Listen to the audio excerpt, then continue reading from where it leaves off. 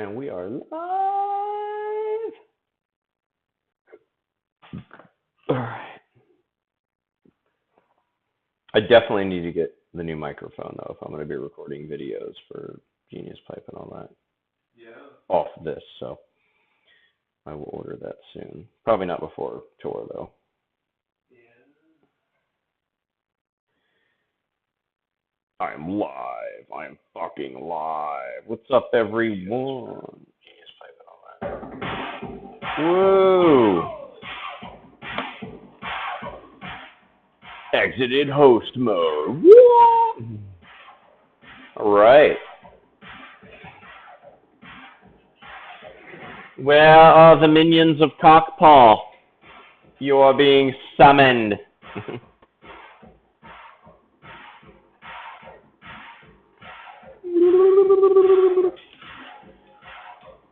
Ding, ding, ding. All right. Let me scooch over here. Okay, let's start inking some shite in. We're going to work on the Holy Grail. Yes.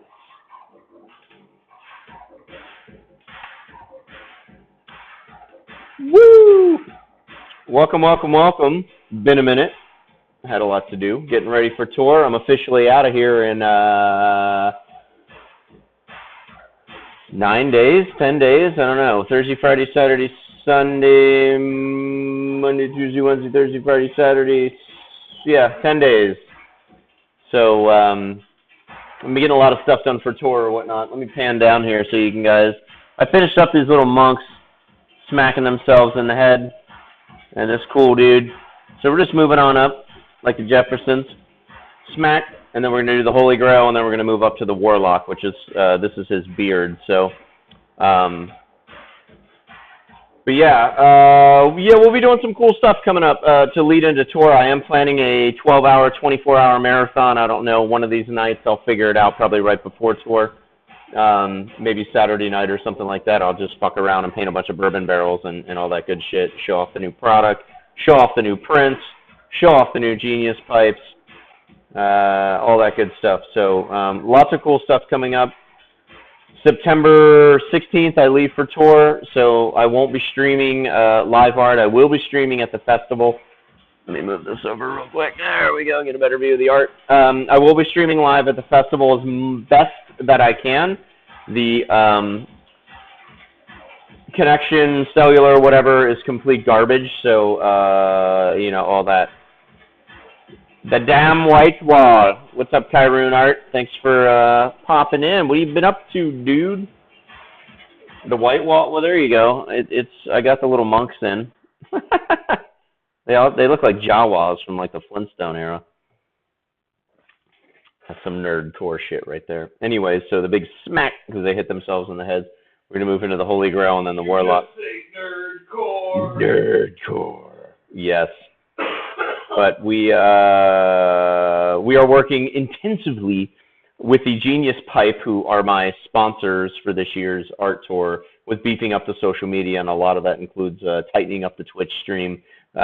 Doing some nice opening pieces where we talk about some artwork and what we're doing on tour, as well as extended viewing hours over the next week and a half so I can accomplish the artwork that I need to get accomplished for tour, including the,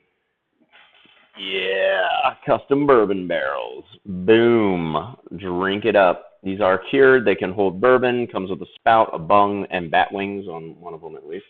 But yes, we'll get to that. So tonight we are finishing this fucker up. So finish this up, and then I'll have a couple of little pieces to do on the back of the doors. I will have this fully assembled and ready to show in the next couple days as well. So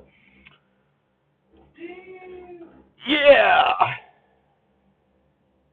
What are you doing, Kyroon? Are you working? Are you actually working?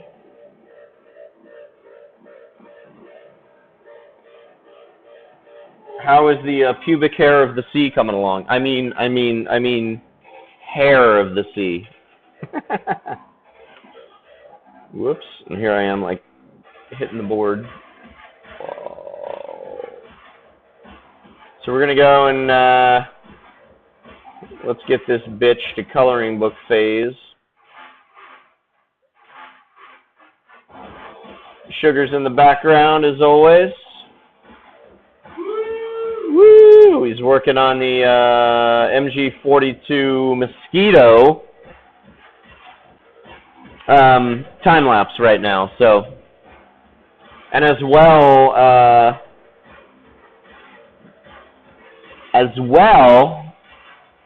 probably smoking some weed.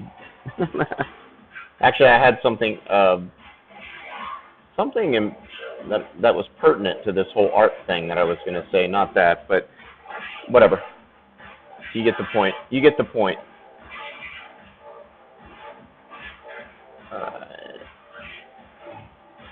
Been trying to figure out these damn creatures.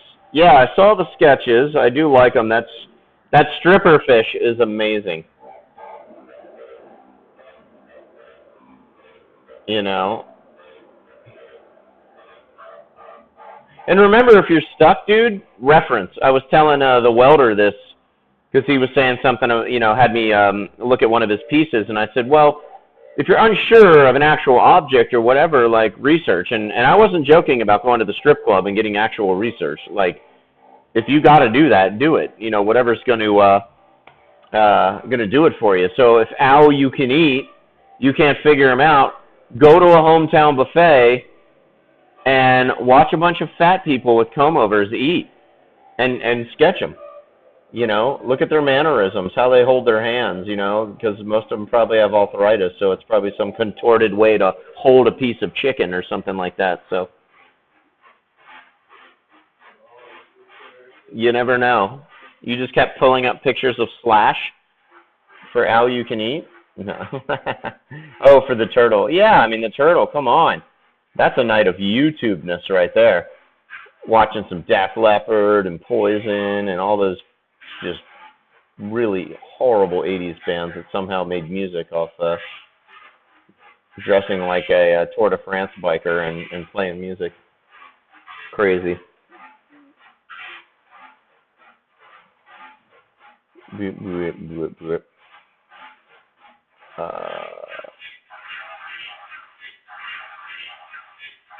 Ooh. Yeah. But had a nice Labor Day. It's a very important holiday to me, so I took Monday off. Just kidding. I don't give a fuck. Holidays are for busters and lazy fucks. That is a nice sound. Internet. Yeah. But I did get a lot done, so very, very happy with that. I actually relaxed a little bit too, believe it or not. I spent a good portion of Saturday watching Roblox videos from that guy Dennis who streams or does his little YouTube thing with my son who finds them fascinating. And some of them are funny, but otherwise he's just a goofy fucker. Whoa. Or Roblox pals. Blech.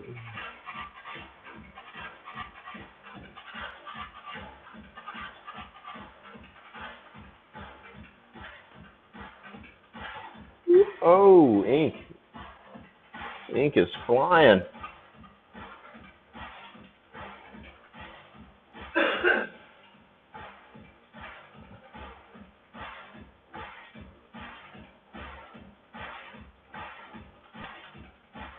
Oh yeah, do I need my Discord up? That's all Creation Nation. Creation Nation. Yeah, but we'll throw it up.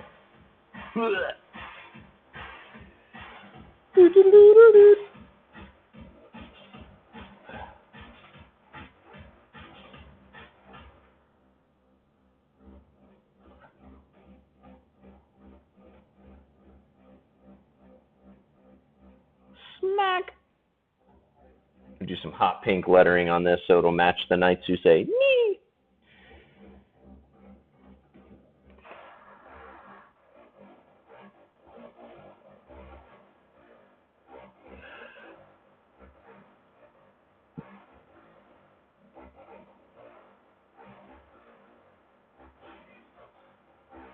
That's pretty sick. Oh, pretty crazy. Now it's just a matter of making it not all just done with a pile of time. And add a stylophone.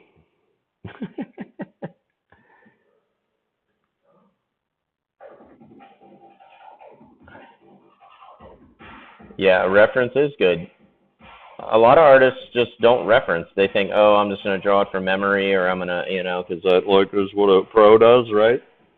Fuck no. Everybody references. How else are you going to get it to look like? You should design the logo for the strip club. That would be insane, and it'll look better than this complete garbage PBR art can. What the fuck were they thinking? Just crap. But it matches the beer, so.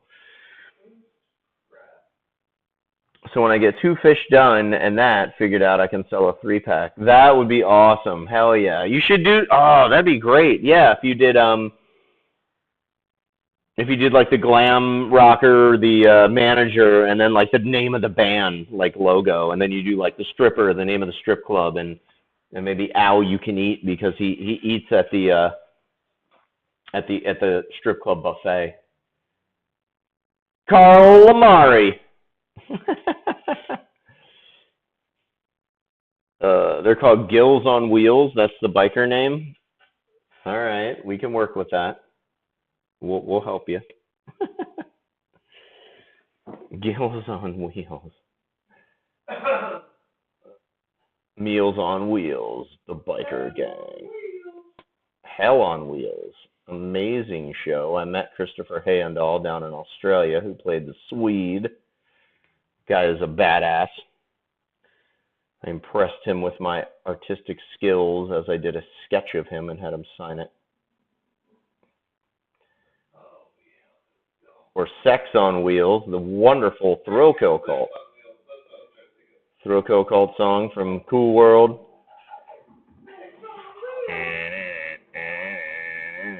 Oh yeah.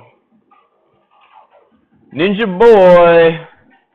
Sean of the Paul, I bid you welcome. Ninja of the Paul, I bid you welcome as well. Thanks for popping in, dude. Al's Brainstorm, Maritime Madmen, Poseidon's Angels. Fucking A, dude. I love it. I think it's great. It's amazing.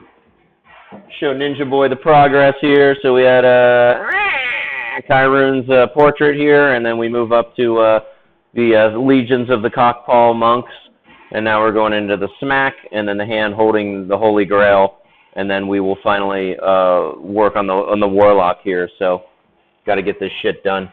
It's supposed to be done probably Friday, but you know.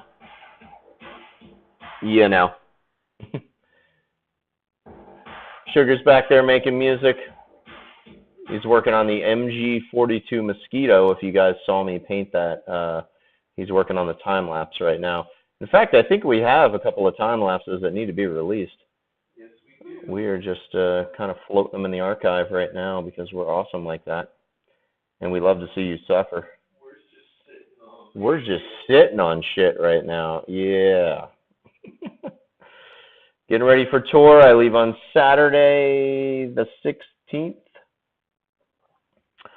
It is going to be a doozy. Looking forward to hitting the road. How is the mounting solution? It's coming along. I've got the I got 2 heavy duty what are they called? Hinges.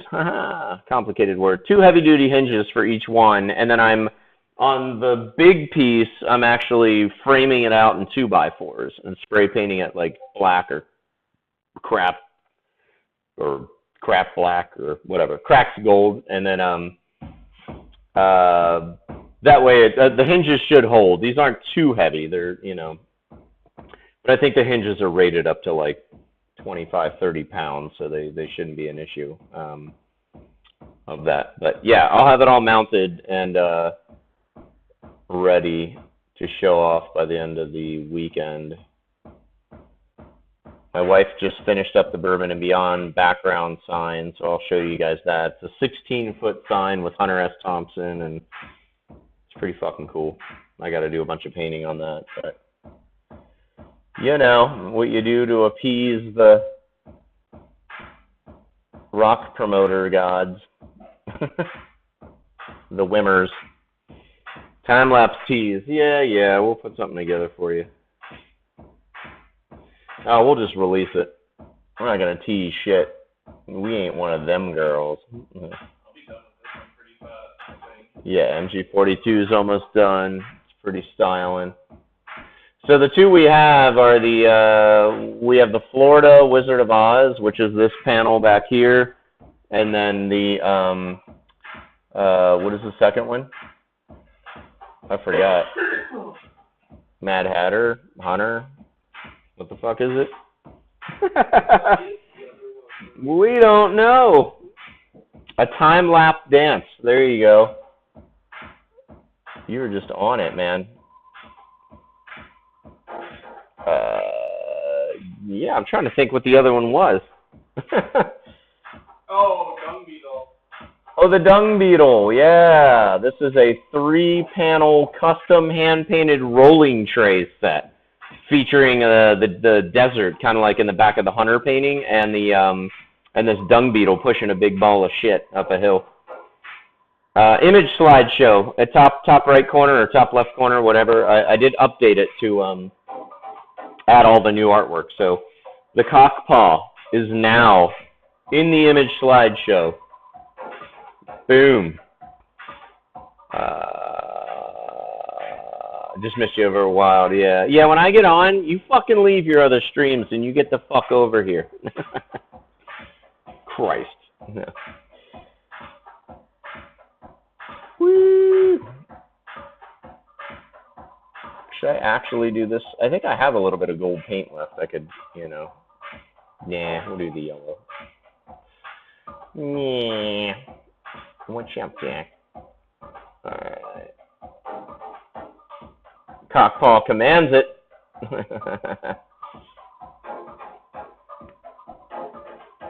She definitely commands it. Yes, Cockpaw could be a woman. We're going to go with that sex change thing. That sounds fucking great. Man. First day of school for my kids tomorrow. That'll be fun. Get to show up in a bathrobe, drop them off, drinking a PBR. Have fun! No need to be pushy about it. 5 bits from Ninja Boy. Thank you so much. I'm going to push even harder. We're going to get 10 bits. No. Did I get my 400? I watched the whole Jack Ryan thing, and if you watch Jack Ryan, you could get 400 biddies. So I think... Oh, wait, they give them to me on the 7th. All right. So I can go around and start cheering for people. Woo! Cheer for the Jub. The Cockpaw could be a gender-swapping demon, which wouldn't be... I mean, come on. They'll hop between anybody. I mean, it doesn't have to be... they'll go into a kid, a cat, a male, a female, whatever. We're open, because you don't know where this story's going. And when we put out the official comic book, movie, graphic novel, whatever, featuring the Cockpaw... And that may have to work itself into the graphic novel I would love to do, where I take all my comic books from back in the day and combined all the characters from Vincent, the 4-foot-tall piano-playing prodigy with 1-foot-tall dumpster baby, by the way, to his call girl friend Anna, who's a 300-pound girl who just daydreams about performing sexual atrocities on men in the subway system, to Schmaltz and Jake,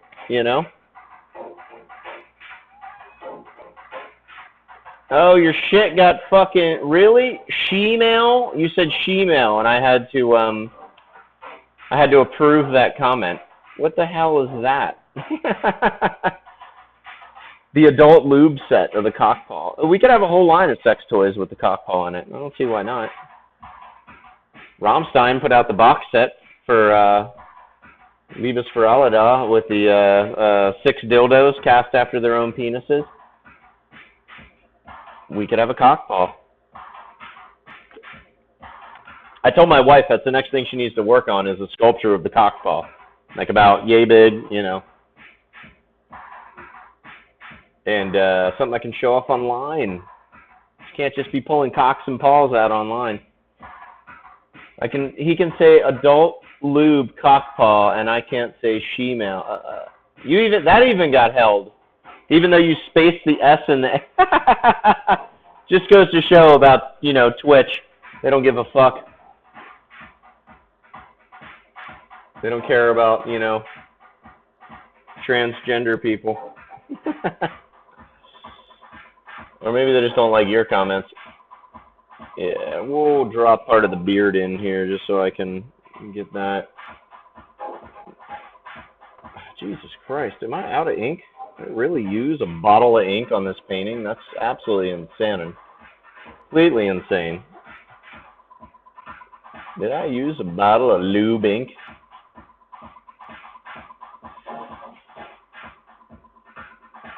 There we go.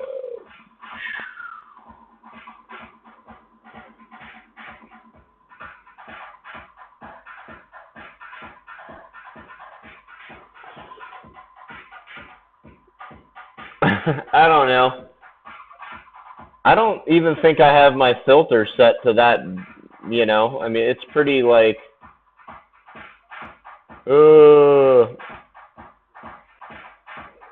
like you can say just about anything except like hardcore racist shit, you know. Which we don't want anyway, but you know, you should be able to say she-male. What if I type it? Do I get blocked by my own messages? No. She-male. She-male. She-male. I guess not. All right, let's start dropping some color in here. That is the pink. Oh yeah. I don't know. I thought she-male was a very accommodating word. I didn't think it was. I don't know. You don't know how these filters work. Yeah, but he could say adult lube, but she-male is offensive. It's just, you know, not fair. All right, let's dry some brushes off. Ah, let's beat the devil out of them. All right. It's weed time. Ooh, winter apple tea with a little weed. I just traded some art for some weed. A little bit. Mm-hmm. I will not be telling you how much. Kyron knows, but, you know.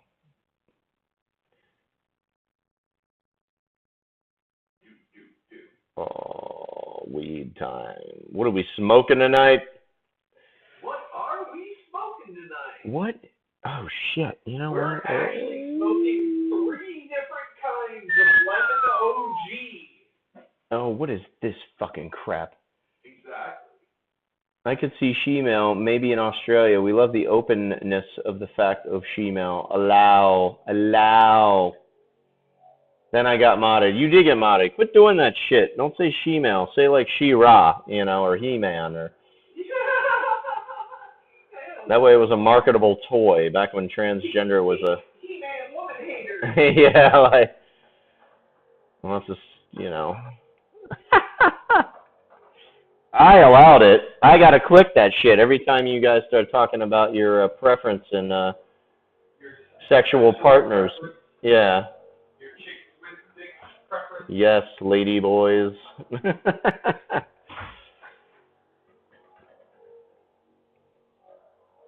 Yeah, I don't, you know. some things, you know, it's like, why do they block? Don't get it. I don't get it.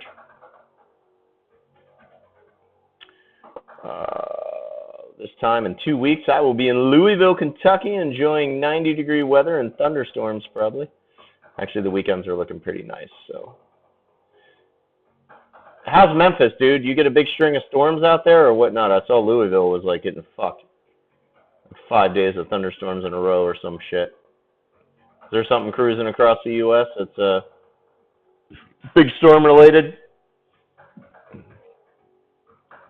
How's the weather in Australia? It's coming into spring right now, right? You guys are like, hey, roll it. Time for a spring beer. We get to mess up. Right? That is crazy. He said, I think it's really weird that we get so messed up on a bunch of made-up letters. Letters? Like words. All right, here you go. Lemon G number All right. number 1, lemon OG number 2. We got lemon OG. Woo! From Emerald Evolution. Let's see. Look at their packaging design. It looks like something like a symbol, like a Halo character would wear or something. Lame packaging. Weed's okay. All right. Let's give a shout out to Top Shelf. Grown here in Washington. Really good shit. I'm actually going to be doing some artwork for these guys, so look out for it. On Instagram, #TopShelfWA. #TopShelfWA. W-A. Let's get a. Oh, it smells so fucking good. Holy shit. It's a wonder I don't smoke weed, but can I get? Let's see. I could probably show it better on this camera because the lighting's a lot better. There you go. Look at that. So good. Smells so good. Beautiful. Ninja Boy says beautiful. Definitely. Oh, let me wash this brush off. All right.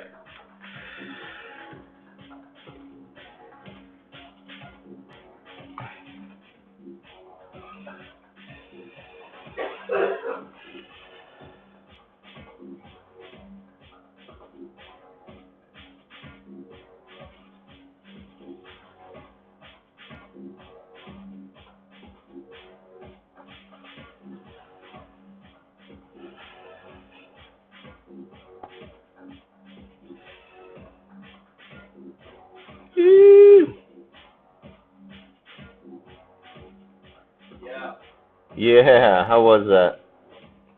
The Top Shelf is good. Top Shelf is good. Well, there's a lot of that coming. It's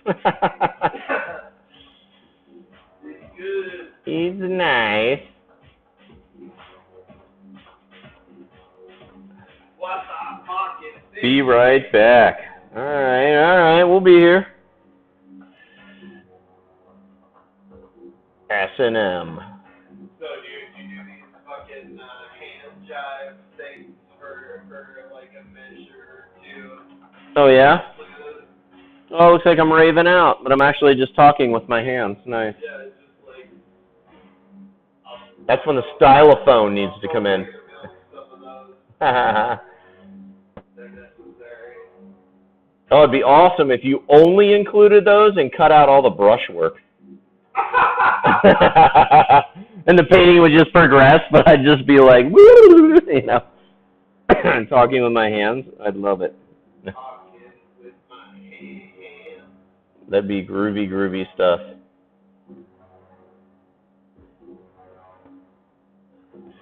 All right.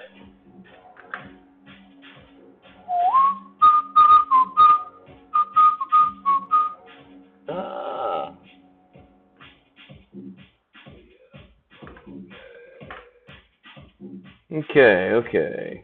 Can't wait to get this painting done. Holy shit, this has been like at least 4 or 5 weeks of stream, right? 4 weeks? It's been a long one. This is what I only used to work, was this size, so, you know, which is fine. You know, it's nice because bigger is better when you're showing it off, especially at a rock show or whatnot, but, But I think for Urban and Beyond, this fall tour is going to be nice because it'll have a nice, more of a wide variety of new artwork. And, you know, it's always nice to show up because these, you know, if they're not going to multiple festivals, the concert goers are only seeing me once a year. And, yeah, maybe they follow me on social media, but speaking of the business side of things, this is actually a very unique situation where I have tens of thousands of people that follow me in real life. And I'm not talking about IRL shit on Twitch. I'm talking about actual showing up at the shows.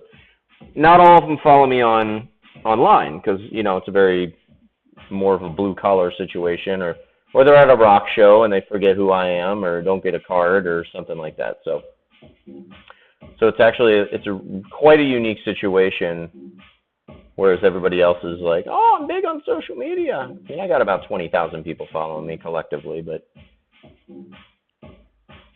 way more that actually come to the booth and check out the art and follow me in real life. So the next step is, how do we leverage that, and how do we get them online in order to... So what it comes down to is we're, you know, incentivizing the following me online, and we'll start to work on that. But I love everyone that comes out to the booth. Very fun group of people. Very drunk group of people. And that's okay.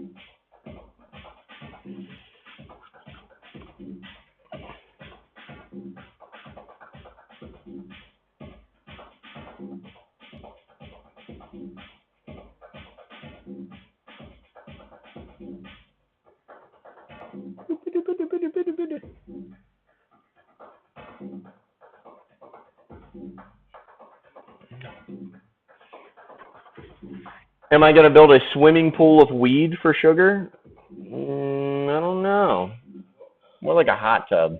But it'll be like 900 degrees, so it'll, you know, it'd be very much a waste. How about a swimming pool and weed? I'll probably need a swimming pool to store it all, but...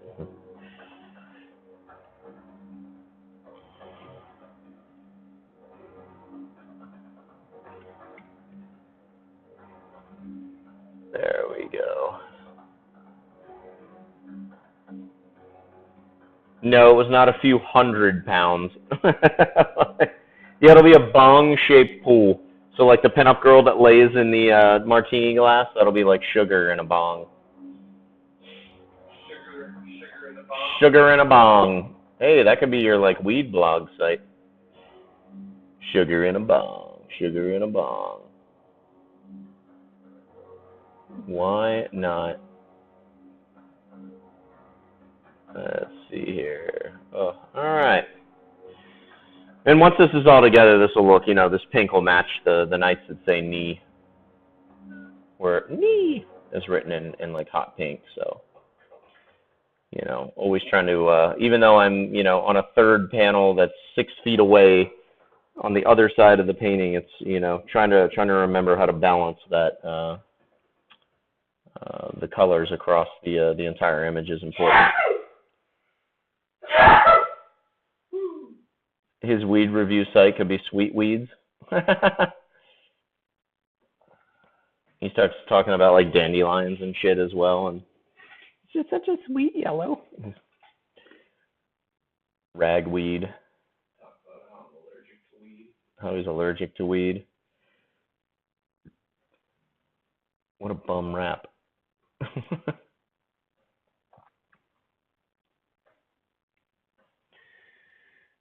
Alrighty.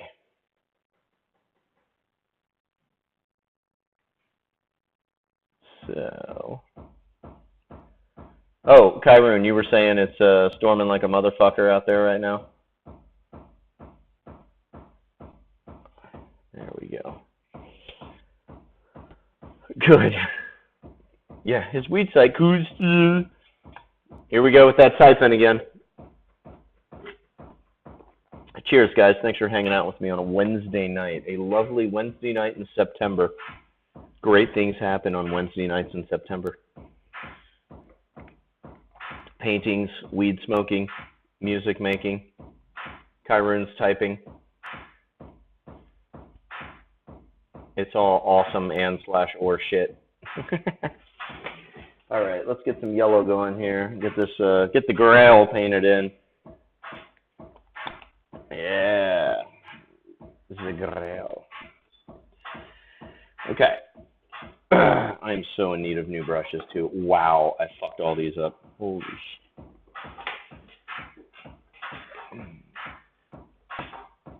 Does that give me a... Hang on one second, guys. Boop, doop, boop. Boop. Crazy. Okay. So let's drop in some yellow. And like I said, on this one, I leave the pencil because it actually works its way into the into the paint, and so it gives it that. You can almost shade while you paint, but it gives it like a smokier, kind of shittier look to it. But it, if you watch Monty Python and the Holy Grail, it matches kind of the muted colors that Terry Gilliam used in the animation. So there's a system. There's a reason.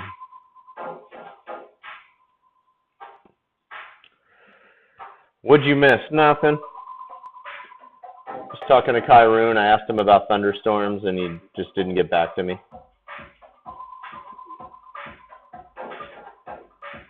He's busy redesigning the Little Mermaid characters.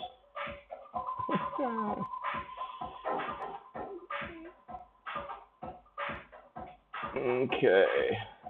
Little Mermaid Yeah, exactly. He's giving them all rat-ass hair.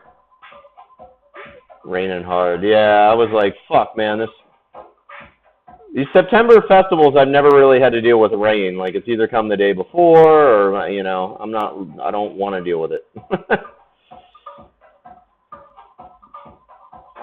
And I don't know how consistent the weather is in Memphis or Kentucky or, like, I know it's not Denver where, like, you know, oh, you don't like the heat? Wait 10 minutes. Carl Lamari. I mean, right now we're looking at a Louisville was sunny for all the show dates. Now they've updated all the days are thunderstorms. So it looks like it's going to be a very rainy festival season. You know. Wait, what was that? Oh, never mind. So, but you do your best. It is a professional tent, so I don't have to worry about, you know, any of the shit affecting the artwork or whatnot. But it just, you know. And the good thing is, this isn't unlike like San Diego, where if you throw a nightclub event and one drop of rain hits the ground, you're fucked. Your event's just screwed. People are at the festival. They've already paid hundreds of dollars to be there. They're fine. You know, the only bitch is if it is a thunderstorm, that means if they see lightning within like 30 miles, they evacuate, and then they make you hide under a bridge or some bullshit, and it's like, come on. Which is complete bollocks. But, you know, I get it. Safety issues, all that. Some guy at the Map Foray, or however you pronounce it, in Columbus, got electrocuted to death one year, but, you know, it was a security guard, so. Them's the brakes is right. I mean, what can you do? Can't control the weather, but I can control whether or not I'm sitting around touching metal in the middle of a lightning storm. Wouldn't be prudent, not a good idea. Alright, so let's drop some of this yellow in here. We can actually kind of go over the pink a little bit with it. Almost give it like an oops. See what colors it'll make. It was misaligned when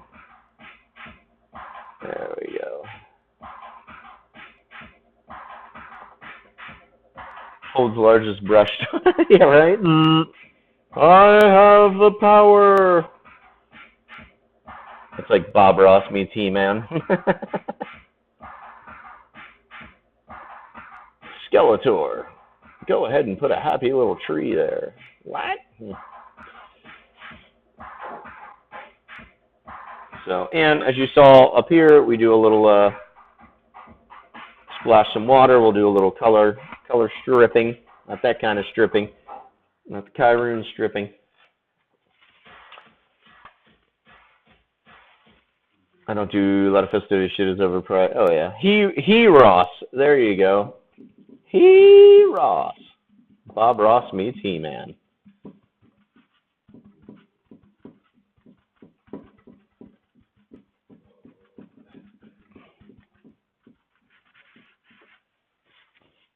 There are no spells cast by evil wizards, only happy accidents. That could work. Where'd my brush go? Why is it in there? Okay, so a little more of the heavy yellow, and we're going to shadow it out. I don't want to strip too much of the color underneath the hand here. Yeah, there we go. Yeah. I got to figure out a background for all this shit, too. What did I have? I had the gold. Did I do the red? No, didn't do the red. It was just gold and some pink, so we'll do the pink. Yeah, so we'll get that in and then do the, okay, and then we'll just have to figure out a backdrop here. So we'll see if I got some of that gold paint. I think I'm going to bring more of the yellow kind of up a little bit on the sides. You know, in fact, we can do a little bit of that right now. Let's get the yellow in between the, get the yellow in the pink. There's probably something perverted there. I haven't thought about it yet. There we go. I can't wait to get to the ink. Thank you to Holbein. The ink that I use finally started liking some of my Instagram posts because I spam tagged them in about 9 different posts. I just wanted them to know that I love their ink. Just shout out to Holbein for making the most badass ink in the world.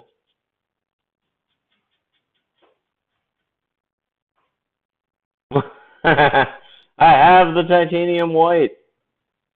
Or I have the cabin. Oh, exactly. Cabin chance, 0%. You're going to beat the Skeletor out of it? There you go.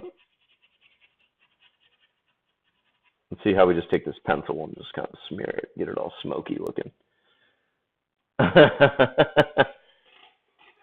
Fucking Wild just has fucking Bob Ross sets trying to sell them. Oh, yeah, he's trying to sell them all paint sets. I want to conquer. Yeah, you can paint a mountain too. Grab your palette knife there and what the fuck?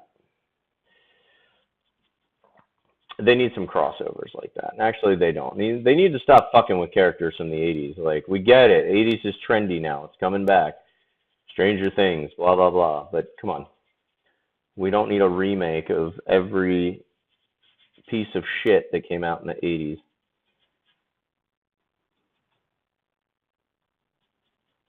Because you do such a horrible job, Hollywood.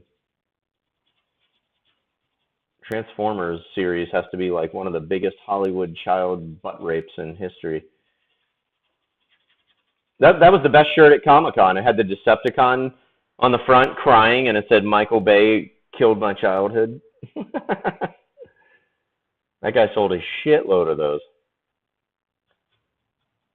I mean, just in sheer volume of people I saw wearing it, you know. And that's today's marketing lesson. Find something that you can relate to the masses with, and you will sell a shitload. Yeah. Dude, when he busts out a cabin, the chat goes ape shit on the Bob Ross channel. You'd think it's the second coming of Jesus. I mean, it is just like, fuck. Yeah, like, what the He's painting a goddamn cabin. I mean, he's got like Bob Vila and the guys from This Old House like in mass hysteria, confusion. Like that guy just built a cabin in like 5 sheaths of the palette knife. They're like, that cannot possibly be structurally sound. Like there's no fucking way that's up to code. And like they said, all Bob Ross is doing is just painting the cabins where he killed and the lands that he buried the body in. They're going to find him one day. And they're going to be like, holy shit. Yeah. Poor Bob.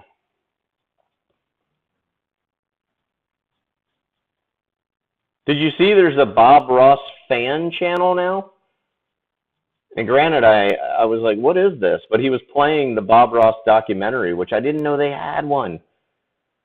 I didn't even know there were people that, you know, were allowed to talk about Bob Ross. I thought it was like some mafioso shit. You don't talk about the Bob, you know, and then like,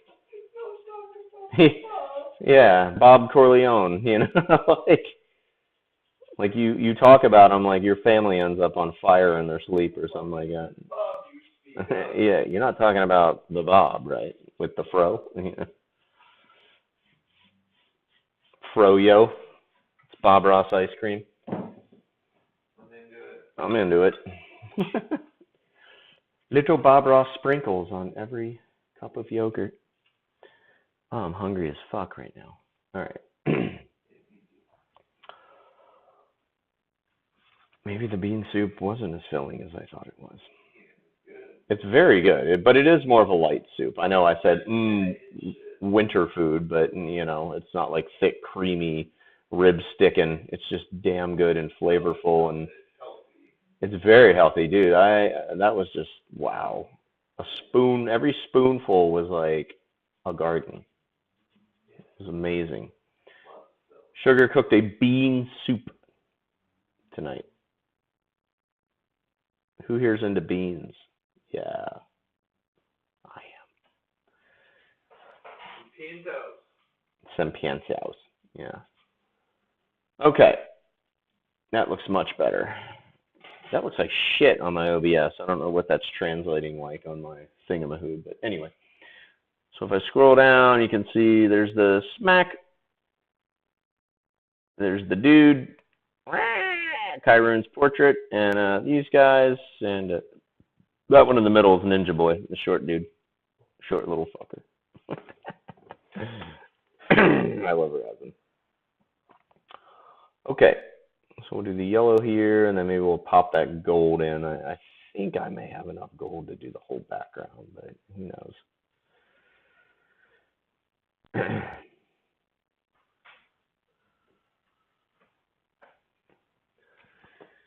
I just have to adjust it a little. I got 2 umbrella lights. I got the LED up here. I mean, it's, you know, I got the lighting. I just haven't adjusted it in a while.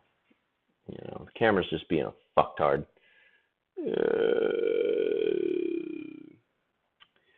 But it also, yeah, I did change it up a little bit, the format. So, but this will be changed out. I won't be here tomorrow night. I'll be back to my normal setup. Or I may just adjust the camera, but I'm going to be painting on the drawing table with the bourbon barrels, so it'll be even a different setup. So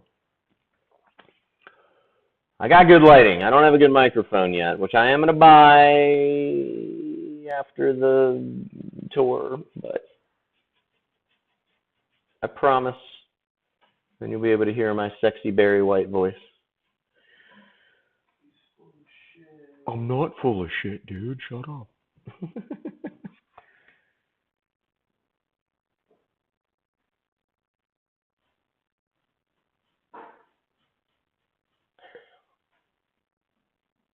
What we got? Your computer crash? What we got? What we got? No. Adjusting things. Like a tight pair of pants. Yes. There we go.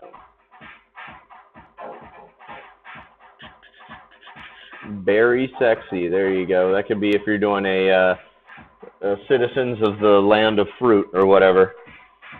Yeah, sing about some salty balls. I think that was Isaac Hayes, though, right? That was the chef on South Park? Yeah. Get your shit right. There we go. All right. And I think we're going to go in with a little red oxide.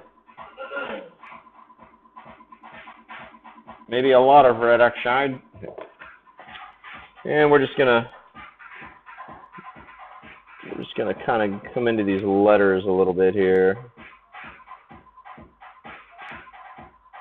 Just get kind of a dark. I definitely want to get like the bottom of the Grail separated from. Yeah, there we go.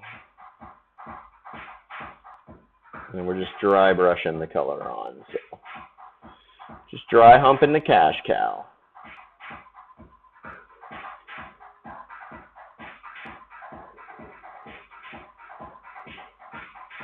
There we go.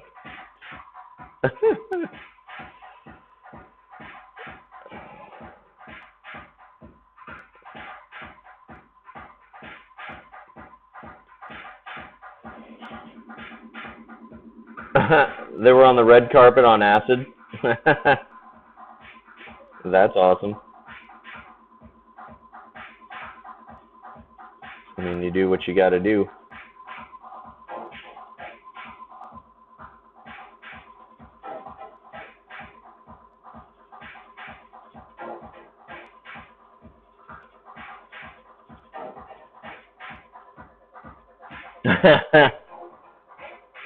They're cool dudes, man.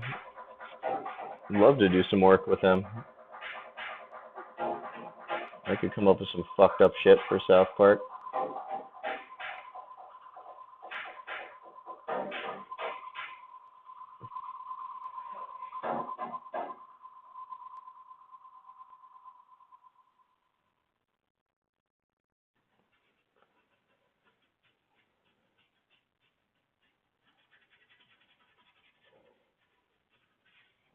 There we go. Don't you love how they call rust iron oxide when they add a binder to it? Is that what they do? They just take garbage and add a binder and then it's something new and sellable? You're blowing my mind right now.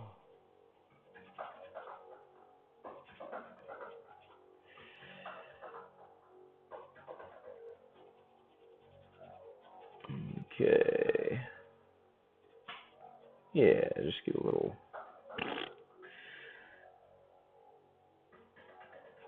There we go. Maybe a little. Yeah. See. Yeah. Okay. Yeah. So just bringing in some darker browns behind this to really, just mainly to make the cup kind of pop against the pink. I'm not going to bring it too far out to these other letters because the pink pops against the yellow a lot better. But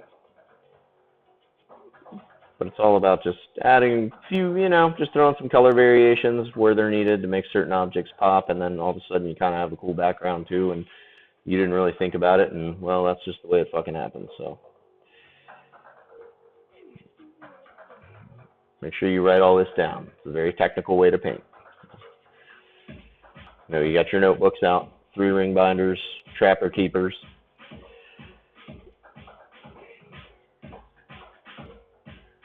Titanium white is just rusted titanium.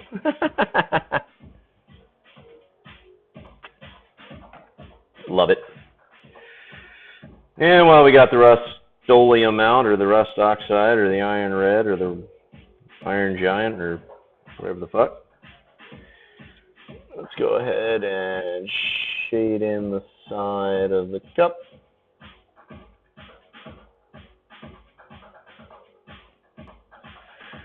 Jesus' lips were on this cup. Did you know that, Sugar? Say what? what? Jesus' lips were on this cup. No, didn't know that. He appeared in my toast this morning. Super fucked up. I got Jesus toast. I got toasted with Jesus. Just blend it with the old phalanges. Drinking with Jesus. That's why he wears that robe, so he can just like pee out of it. Yeah. Okay.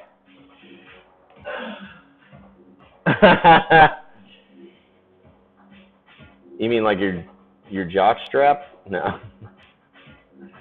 Yeah, he'd be a sick bastard. Guy's gotta have some fucking health issues. I mean, what was that? Scarlett Lopez. I got a message from Scarlett Lopez, curator of Bat Cave in Los Angeles, the premier fetish industrial club. I've done some live painting there. It's a hoot. It's a gas. It's 2-for-1 Jello shots from 10 p.m. to 12 midnight. There we go. You get a little texture, a little grit. This is an old ass cup. Even shit like that where you just, you know, it look like there's parts of it just kind of flaking off. There we go. Okay.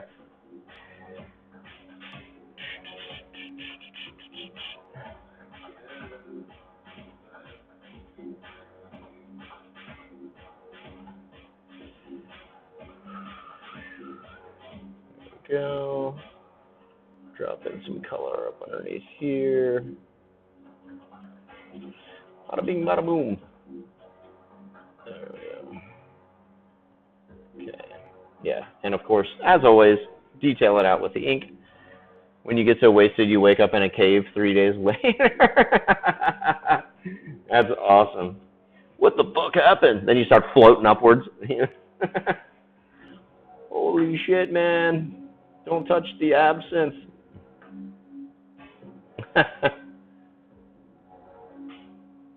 Woo! Let's get a little water going over here with some of this brown paint. Just want to kind of, you know, cause some tension between the two colors.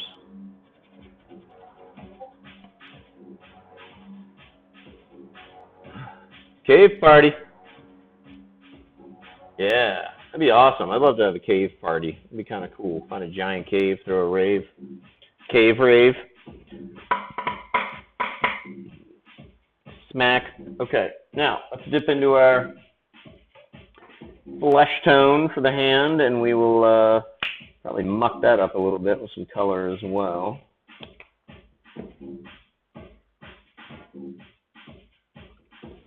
Okay, so we'll take a little bit of the red oxide. We're going to mix it in with the flesh tone to achieve something very weird.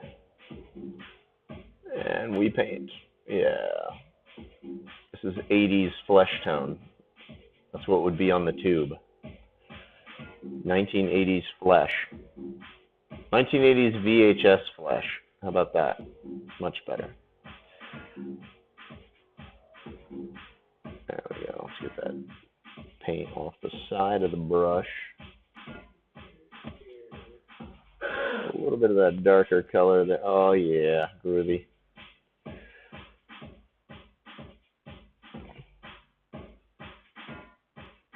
Did I tell you the time I went to a Mexican restaurant in LA not realizing it was Cinco de Mayo?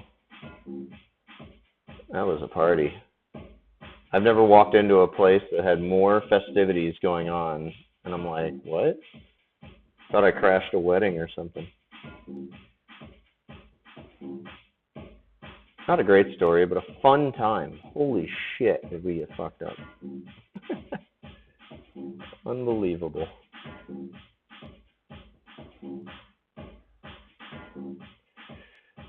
It's always nice, though, when you walk into a place and something cool's going on. You didn't expect it.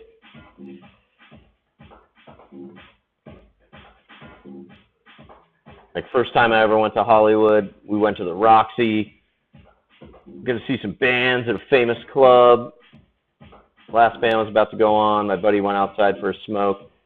It was the first year Linkin Park toured, and we're doing like a club set, and they gave me a bumper sticker. They're like, here, dude, it's our band, Linkin Park.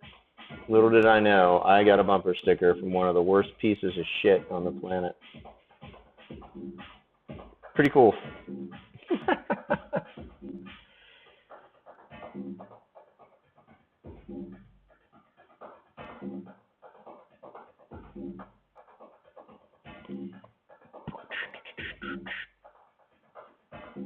Yeah, we'll just throw in some darker tones there.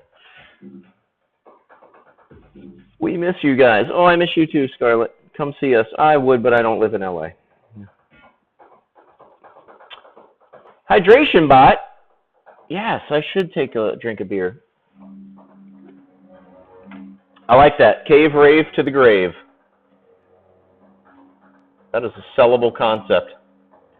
Everybody dressed like Jesus. Oh, that'd be amazing, Kyron. Or was that Ninja Boy? No, that was Kyron.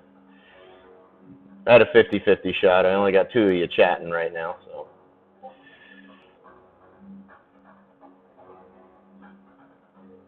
If you're lurking, if you're chatting, if you're not chatting, jump on in. We have such amazing intellectual conversations going on right now. We want to hear all about your thoughts about raving with Jesus. There we go. Oh, no, wait. We don't talk about religion on this channel.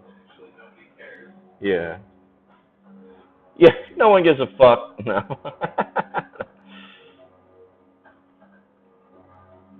Sugar just doesn't give a fuck. You got that right. He raved with Jesus once. It did not turn out well. I always rave with Jesus. You know, that's like what started the whole reputation of the Catholic Church. And the whole negative. the whole negative.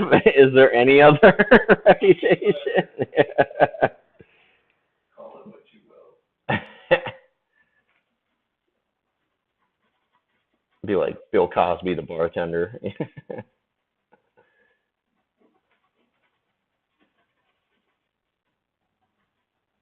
The Pound Me Too movement. Me too. Jesus would be a trans guy for sure. Oh, yeah? You agree, Sugar? I don't know, man. What do you think he'd be into? What kind of dance music would Jesus be into? I mean, he's dressed in sandals, so it ain't going to be some shit stomping whatever the fuck. I mean, he's all about the desert rave, I would say. He would be a Burning Man guy for sure. Yeah. I mean, the burning bush in the desert and all that. I don't. Well, he wasn't there for that. All the way, so yeah. Definitely into some shaman house. Some shaman house. Okay, shut the fuck up. That's a thing. What the fuck is shaman house? Don't tell me. I don't even. What is it? It's just as terrible as you might think it is. Shaman house? What? Okay, you know how there used to be Goa trance? No. Exactly. I feel like wow. Jesus would be a wook. Afro disco. He's a trans guy, yeah. Oh my God. I think I'm about to be enlightened on some other. Trance is like sweaty Persians is what I think of when I think of trance, and I don't really think of Jesus as a sweaty Persian. He was a sweaty Persian, wasn't he? I know, but not in the same way. I mean, he was. Where'd my internet go? I don't know. It just jumped up to 4666. It's back. All right. There we go. Okay. Let's maybe we'll ink this bastard in. Shinzen House. Have you heard of that? Ninja Boy says you're making that shit up. You're just trying to have your own Mormon moment. Mormon moment. So I don't know what I'm going to do with my life. I'm just sitting around making all the arts. Yeah? It's called being an artist.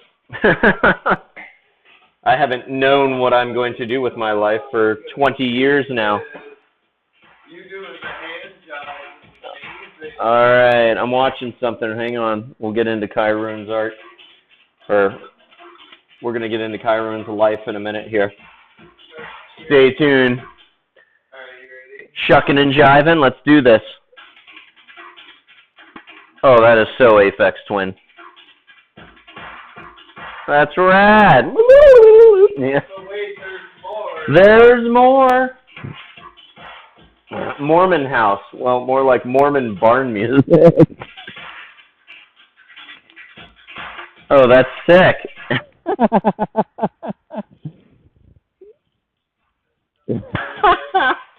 Oh, that's incredible. Beep, beep, beep, beep, beep. That's awesome. All right, Kyroon. Sitting around making all the arts, and I'm like, I hate all the other shit that comes with making a living, which pisses me off. Fuck photography. Fuck digital. Are you talking about how to get your, like, having to deal with getting your art photographed and digitally putting it up online, or dealing with the web stuff? You'll eventually hire people to do that crap. Yeah, the supplementary work is definitely exhausting. That's why I got sugar. So you got to find a sugar.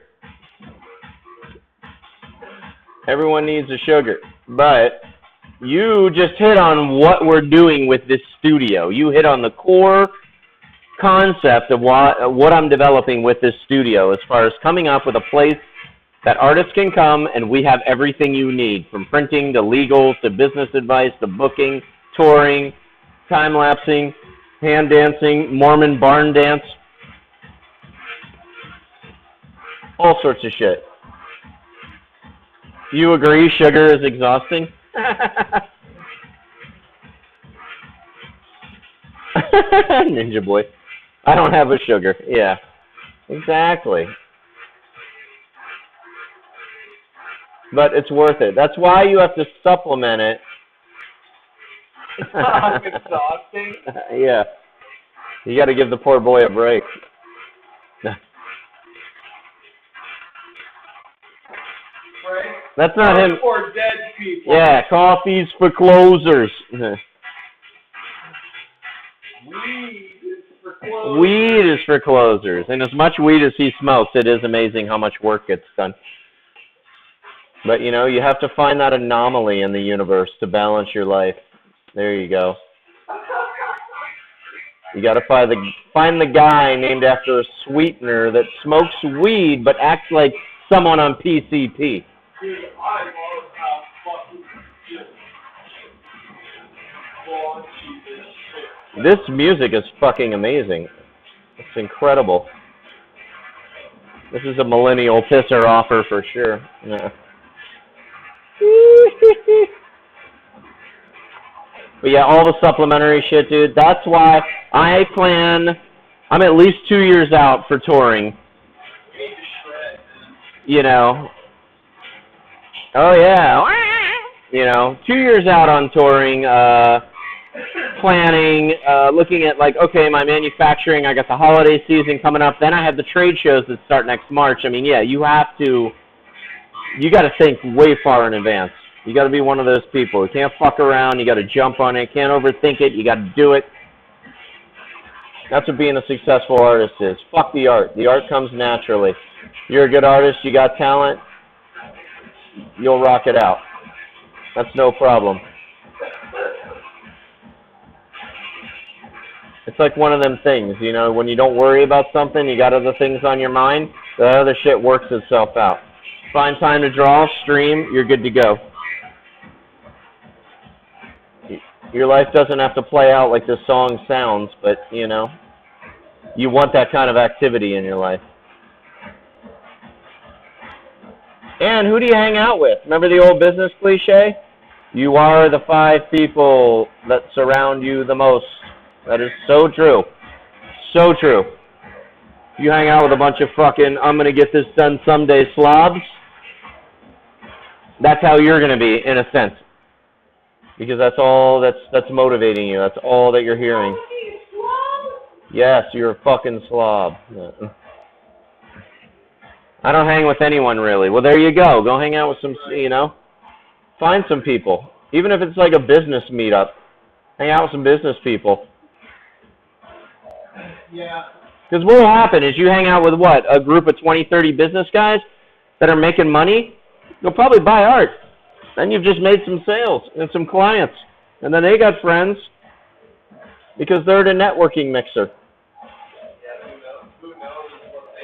It's all about getting out there. That art bar, you should be hanging there religiously if you don't.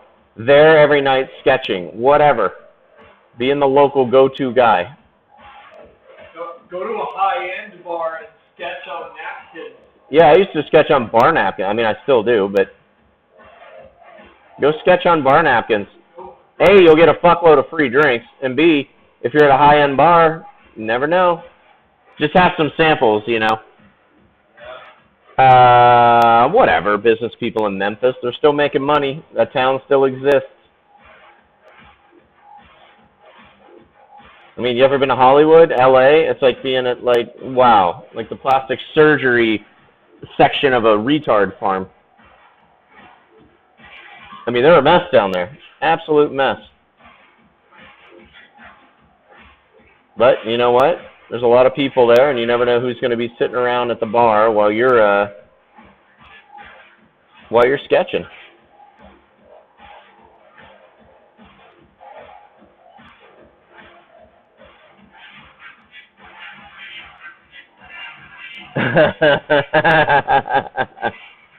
His number.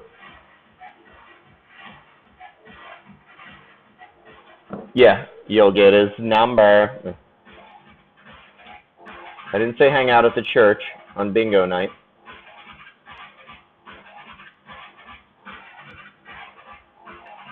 Yeah, and I can imagine the night job kills you, for sure. You know what? Get another job.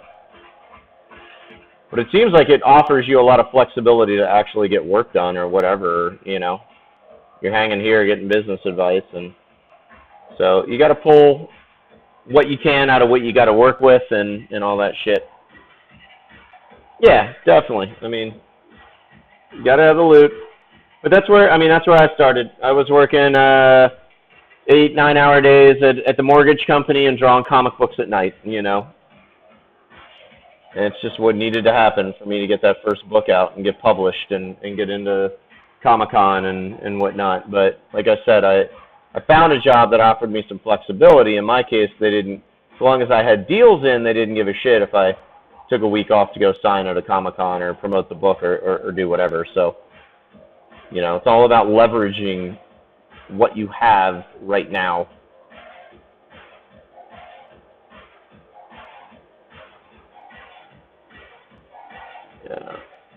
Yeah. But as it's been said here many times before, Ninja Boy pays attention, you're never going to do what I tell you. Exactly. I don't mind sharing my secrets because 99% of you fuckfaces won't do it, in the words of Gary V. Kyron, though, I got to tell you, this guy's been kicking ass. All right, you want to look at someone that actually has been putting this stuff to the test. I am very proud of you, man. As far as I haven't known you since June when I started streaming, but as far as artists I've met in my life that have actually, taken what I've said and done something with it, you're definitely in that very, very small crowd of people. And it'll pay off. It will. And it's fun as fuck, dude. It's so fun to be an artist and to be a known artist. And to be able to just kind of, write your own paycheck. Expand your business and be broke if you want to. That's always fun. I'm having a great time with that. Yeah, no. It all comes back. Got to spend money to make money. Yeah. Well, I also know that in a week and a half, I'm going to make about 15,000-20,000 a show. Spend it. Proving people wrong can be a great motivator. It is, man. People have made, I mean, look at every business coach out there. That's all they do is they make money proving people wrong. They give them all the tools, all the secrets. No one does anything with it, and then they continue to go out there and prove people wrong, you know. It's an amazing business model. You don't actually do anything. Like, most of them made their money not on motivational speaking.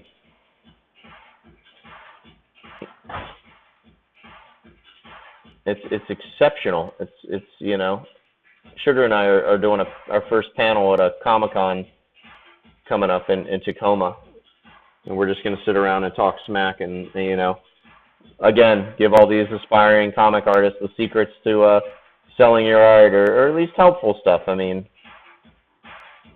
and I'm not saying if you were to follow the exact path that I did that it would work out for you. Obviously, there were certain factors and being at the right place at the right time, but it would drastically increase the amount of artwork you would sell and hopefully boost your confidence because you'd have a pretty large repertoire of one-liners to tell fucking cheapskates to fuck off.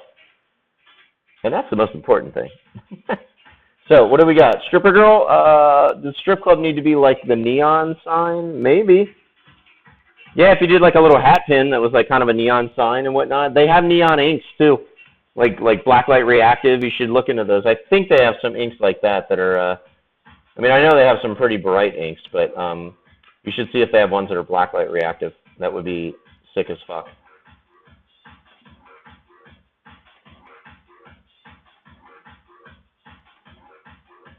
You know, here we go. Yeah, I like that. Those lines are a little thick. Actually, can I zoom in on the smack? Yeah, a little bit. Doing a lettering. There we go. All right. Yeah, of course, we've all been through the reverse psychology. Like, my dad never said you amount to anything. You're not going to be a fucking artist and play football. You know, it's like, I'm going to prove them wrong, you know. But for me, it wasn't, you know, parents not getting it. I just kind of saw that as, oh, you're adorable. You know, oh, you don't get the art thing. Oh, that's so cute. You're going to live in, you know, your little nuclear life. It was more, you know, for me, I just knew what I wanted to do, and I was going to damn well fucking do it. And I'll be damned if anybody's going to tell me not. I get that shit all the time. Like, I'm like, fuck them, I got to do me. What's my best one-liner to get rid of a cheapskate? Oh, God, there's so many. What would I use? Well, I love telling people, like, when they come up and they're like, oh, man, this is way too expensive. And I'm like, no, you're just way too fucking broke. You need to go get a new fucking job.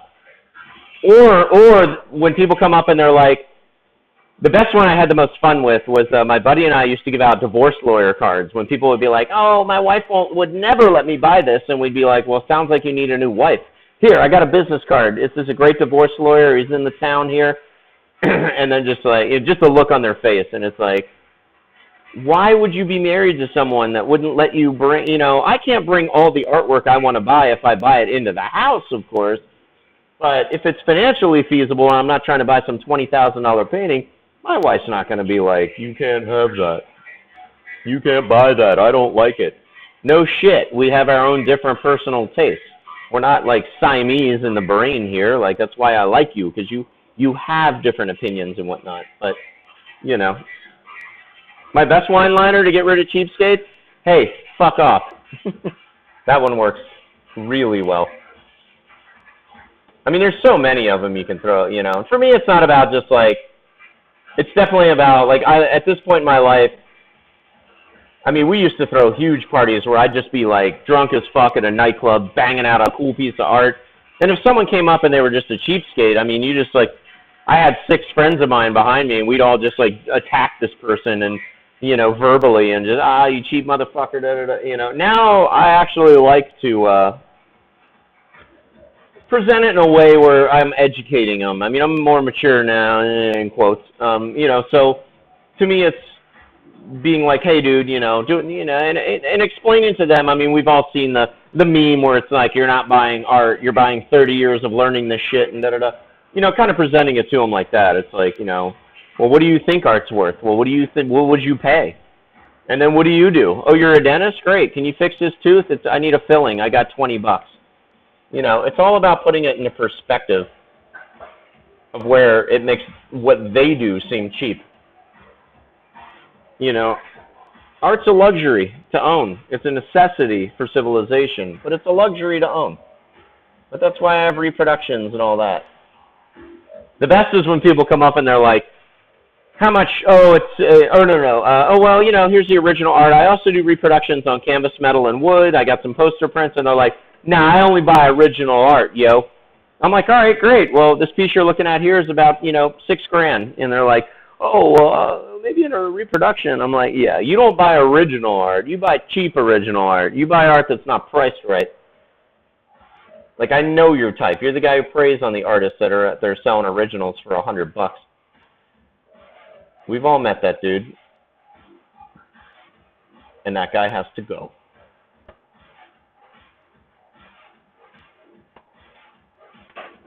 Or you make them do fucked up shit to get a discount. Like, go put this, go put my Sean Dietrich art sticker on the back of that Maserati. I'll give you $10 off.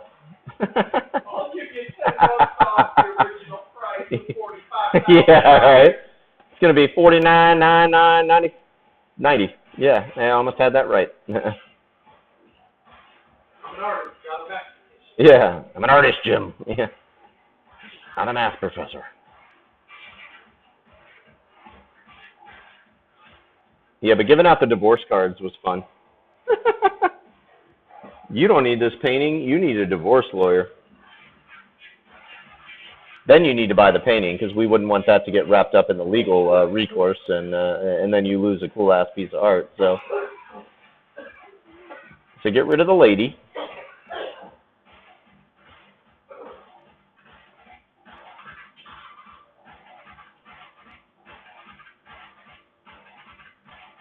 Oh yeah, this is the third lemon OG, although I didn't keep the package. Third lemon OG, damn. Yeah, that's right here, the distillate pen. And Kai actually had a guy come up and start fucking with him at the booth about like, oh, you're too fucking expensive and this and that and da-da-da. And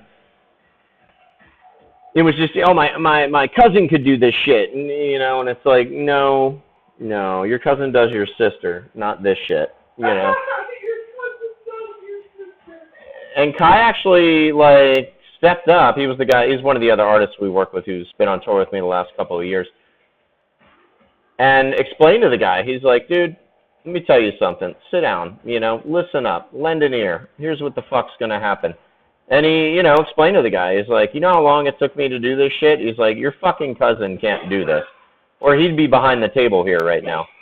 Your cousin's at home doing nothing, drinking shit beer, playing Nintendo or something like that. What you're paying for, and he went through the whole list and explained what he did and how he built up his art career. And the guy left and then came back and bought like $150 worth of shit later on. And he's like, you know what? You're right. So it was, people can be swayed. It's not like when you hear it from somebody, that's the end all. I mean, if that was the case, no salesman would have a career. I mean, most sales come out of like people, no.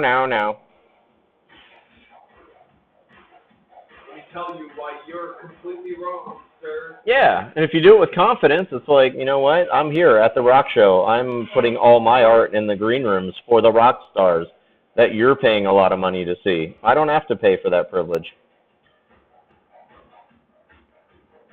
So if your, cousin fucking Willie wants to come over here and I painted this mallard duck. I'll battle anyone, too. I don't give a shit. You want to bring your cousin to my booth and see who deserves to be behind it? Bring him. We'll set up a little live painting thing and see if he can keep up. And if he can, fuck it. We'll probably sign him. Cousin Willie won't have to be Cousin Willie no more. Yeah, he can be like, he could come up with a cool rapper name. He could be Lil Willie. Lil Willie, the artist.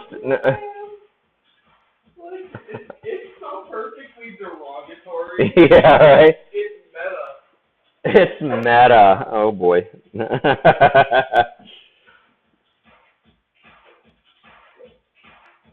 Lil Willie, the sister banging artist.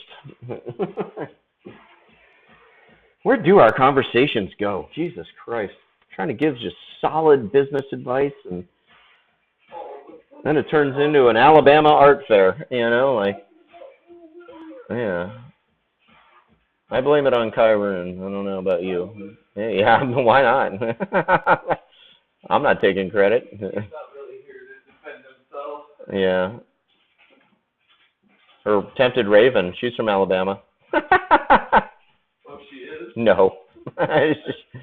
She's like, I'm going to... Yeah, I said something about it. It sounded out. Now it's a thing, and now she's threatened to kill me twice, so... Awesome. That's how you build up the fan base. If your fans aren't threatening you, you're doing a bad job. You're a shitty artist. Here we go. Once battle. You got it. Bring it on, Ninja Boy.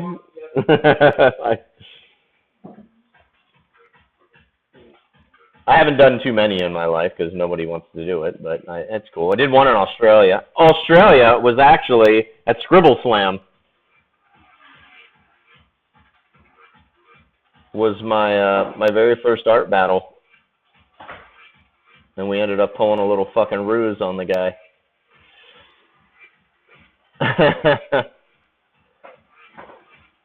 And I think you guys have a graffiti guy named the Blue Ninja that was there. He was judging.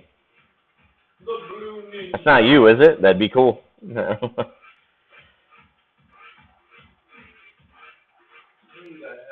trying to call? Somebody, Van.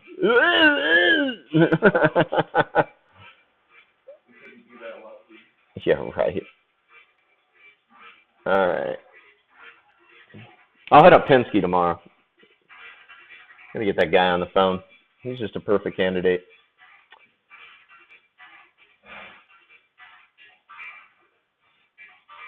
Yeah, Scribble Slam is a really awesome Australia-based, I think Brisbane-based. I'm not sure if they go to other cities, but art battle.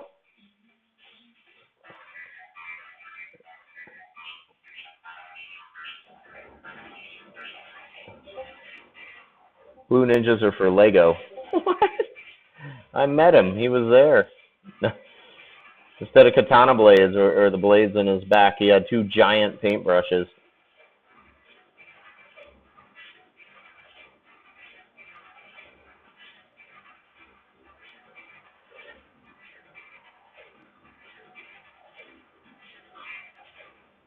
Ninjago. Oh my god, Yeah, pencil you kind of got to scan, or what do you got? I can't even tell you right now. Oh, okay. Oops, horrible. I think one of Mace was at that doing graph. Yeah, I was there. I was battling Steve Falcor. I forgot who he, what graffiti crew he's with or whatnot, but super dude. I mean, awesome art. I actually bought a bunch of artwork from the artists down there, and I bought this badass little robot piece that hangs in my son's room. But it was fun. I was like I said, we kind of broke protocol, and during our half-hour break, instead of going back to our own paintings, we ended up collaborating. I hopped on his piece, he hopped on mine, and because I was like, I want to be the only American to come down here and not want to fight. But the promoter thought it was badass. He was like, dude, oh my god, I think they're switching paintings. And I'm like, fuck yeah. And we split all the prize money, $75 in gift certificates to the club. We just went and said, hey, how many shots of Jack can we get with this, or Jameson or whatever, and just started handing them out to people. It was awesome. And then I couldn't fly with all the markers, so I ended up giving all my paint pens and spray paint and all that shit that was donated as they gave us a bunch of stuff to use saw the local graph artists in the area. They went ape shit. He did one of the walls in the factory area? Okay. In Brisbane, or where are you at? Or your area? You're Adelaide, right? Did I get that right? Or Perth? I'm going to remember this. I think you're in Perth. I'm going to be completely wrong. You're like, whoa, fuck. Melbourne. No, I'm sticking with Perth. Yep, there we go. Okay, all right. Hey, I corrected myself.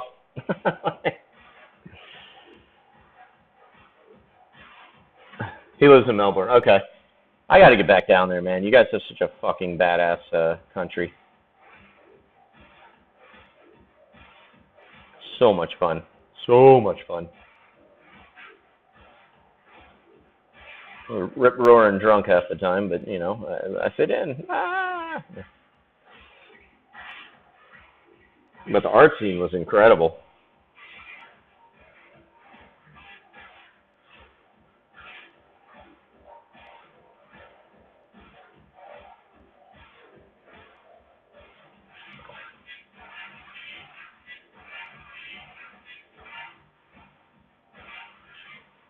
There we go.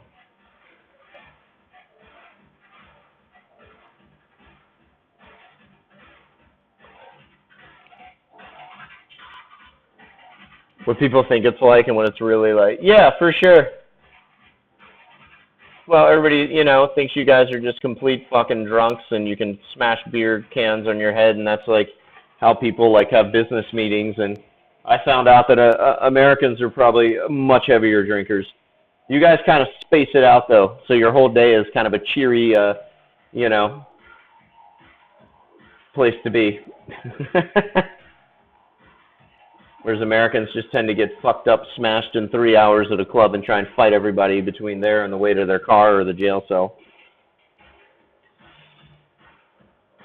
No, it is definitely, Brisbane especially, definitely a more elevated way of life, man. I mean, I liked it there. I had a grand time, you know. Sydney was just, it was all right, but it's a big melting pot. It really seemed just like a dirty East Coast city, you know, in the United States. I mean, a lot to do, but I didn't get really to explore it a lot, you know. I was only there for like 4 days for like a Comic-Con. Where I did go out, we had all right, you know, it was a fun time, but yeah, Brisbane was badass. Vegas. So thinking of the name I want to brand this is probably Nautical Neurosis. Yeah, I like that. Nautical Neurosis. I wrote a poem once or something like some story had something to do with neuron barnacles. I always like that as well as far as an underwater thing. Nautical Neurosis. There you go.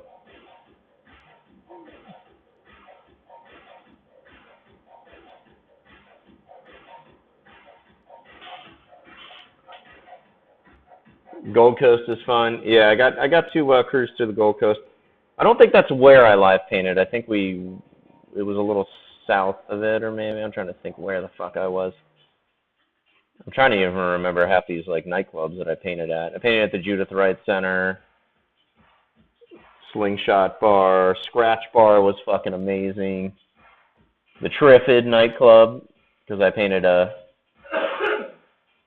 Night of the Triffid sci-fi piece in honor of the club's name.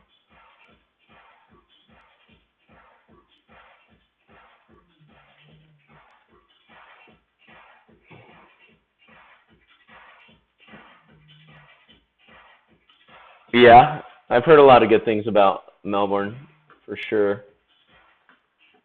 But why is it the best of the lot? Give me some dirt on it. Just the culture is pretty awesome. What's the big festival too that's like, this guy Justin Brown I met down there does the Pineapple Bar. It's like this big fucking pineapple structure, and he's got it there every year. It's from like Christmas to Boxing Day or something like that, or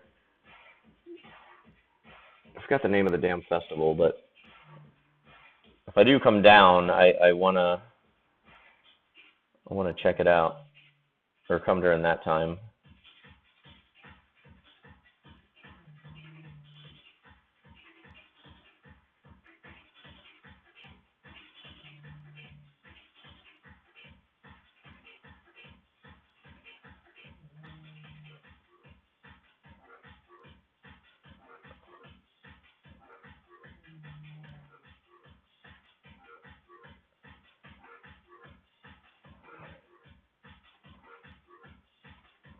There we go.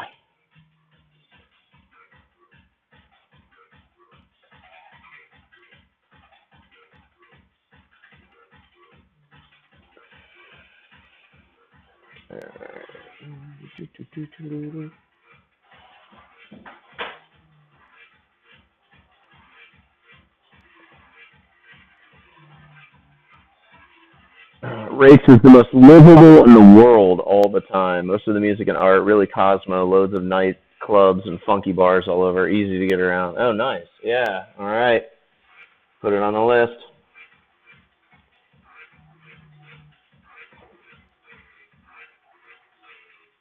When I'll get back down there, who knows? But it's tough because last time I was down there, everything was paid for. Like, I literally did a painting and was hosted. I had a guy do all my booking for me, all my accommodations, travel, everything was taken care of. That's always a nice way to explore a country.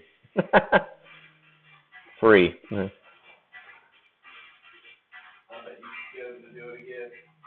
And good coffee. All right, I like that. Oh, maybe. Cheers to Melbourne. Woo!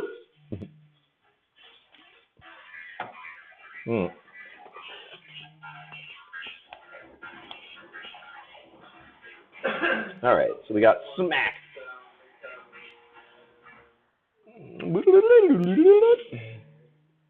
Let's give the outline of the letters a little thicker of the edge. Some of these areas are a little too thin for my comfort. Should the glam rock band be all turtles or varied sea creatures? Depends what I don't know.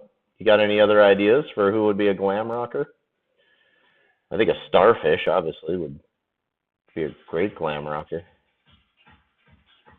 Like a sea urchin with the big hair, or, you kind of got to look at a glam rocker and what sea creatures do you see in them? And then, you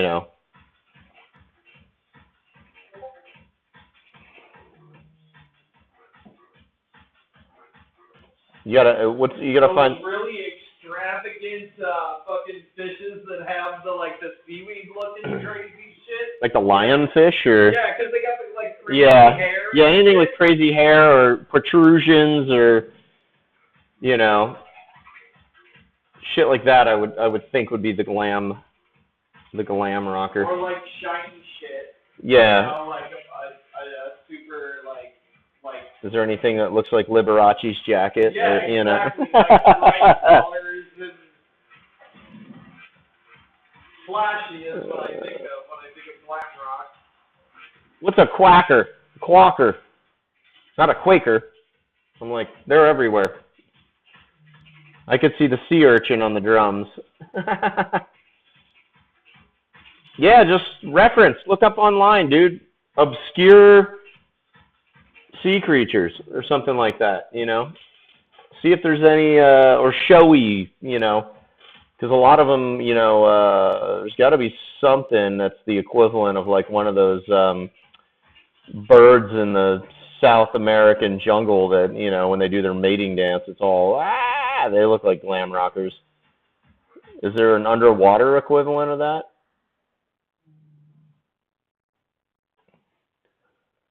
Dragon seahorses. Oh, I know you know a lot, dude. I'm not, yeah, we all know a lot. So does Google. I mean, when I did the caterpillar, I did a Christmas tree caterpillar, a Christmas caterpillar. I was like, what? I need something that, I want a unique one. And then the one I did was a dragon head caterpillar, which are, believe it or not, native to Kentucky. Sometimes I just, I want something unique and something that people won't think of, and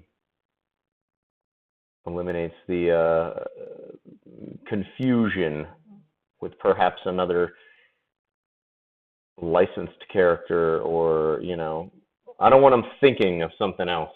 Oh, that reminds me of. Like, that's the hardest thing to overcome.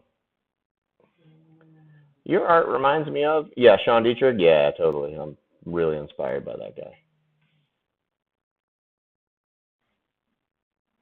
Really inspired by that. I hate that shit. I guess I don't hate it. I just don't get it. Like, I mean, I understand you're trying to convey. Like, I've used it a bunch. I still use it to this day. Like, oh, that reminds me of blah blah blah. But it's kind of like, it's almost like insulting. You're like, who gives a fuck?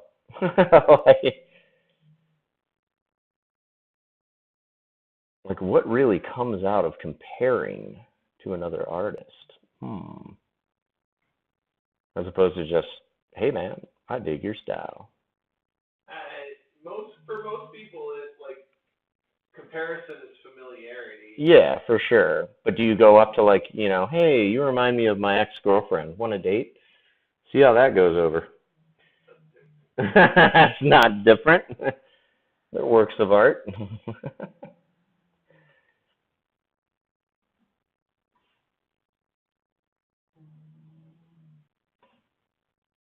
I don't know. Again, devil's advocate. It's a land koala? Quokka? A land koala. Is there a sea koala? What? Same drums could be a coral reef, the fucking tube worms. They'd be great for hair metal. There you go. Or what if you had on the back of the turtle shell, the tube worms came out of his head to form his hair? Or like the fringe on his jacket, like, use other animals to create the clothing as well. Ah, there you go. That would be cool. I like that idea.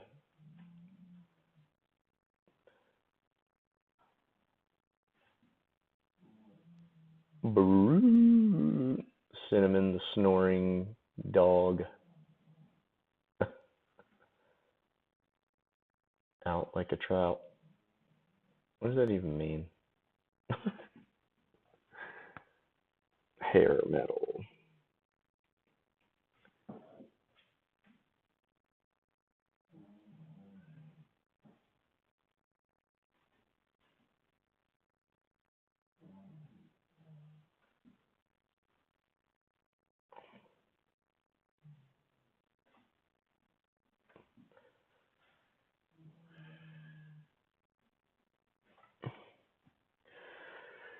Cool, man. Have a nice flight. Thanks for chilling. Ninja Boy out. Says he's getting ready for his flight home. I just flew in. Boy, my arms are tired. Yeah, those are awesome, Kyrune. Yeah, exactly. Super cool. Pretty badass way to kind of add a different element. And like I said, if you think in terms of, like, what animals would make up the clothing or the instruments, and just kind of fuck around with that as well. Take it in a whole new direction. Yeah. Licks from the devil for Ninja. Later, dude.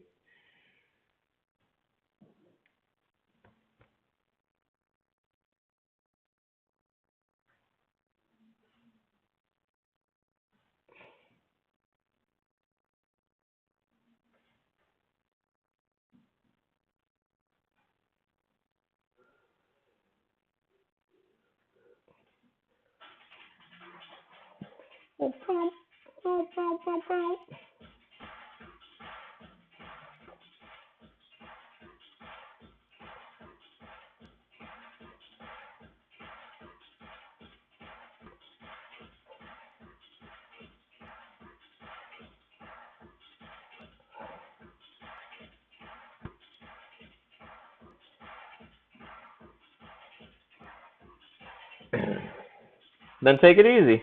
You know, if you're exhausted,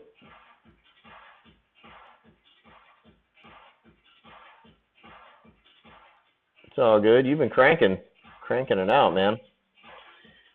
You do have to watch yourself. You don't want to get,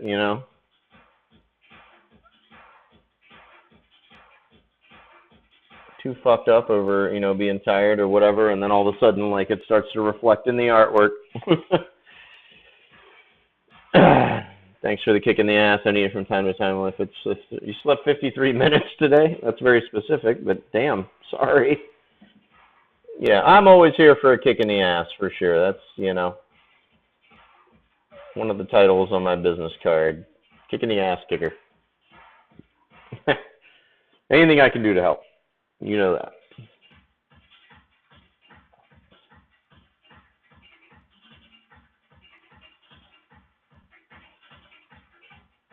Alright.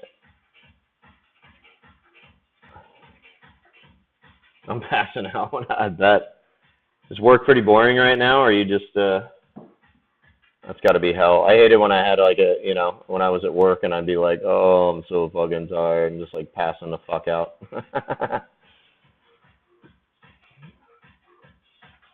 The clock just slows. You asshole.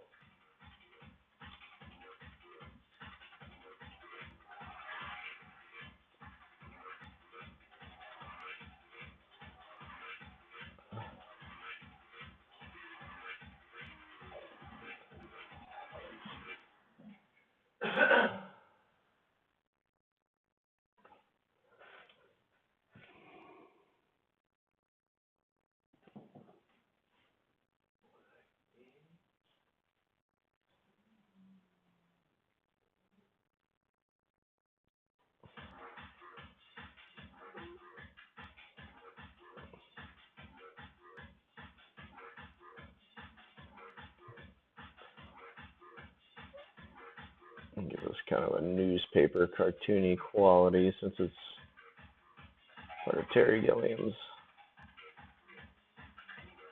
animations.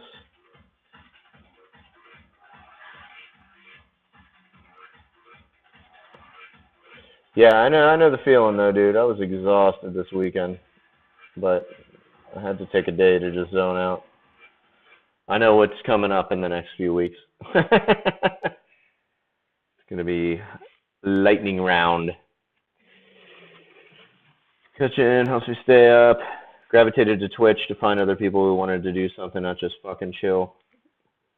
So people like you and J-Man really make me happy to see here. Oh yeah, of course, man. Somebody's got to shake it up. I ain't got tits, so I might as well paint. Well, not yet. Keep drinking beer, I might get a few, but... Yeah, like I said, you know my thoughts on this platform. I see the opportunity to be immense for artists, and it's just been good. It's been a very quick way to jump in and meet a bunch of artists that I can kind of share my knowledge with and hopefully inspire, and, because something has to change in the art world. Too much bullshit and not enough help for artists that do want to work hard and actually accomplish this thing, become this crazy artist, but their resources are limited because none of the art schools offer this shit.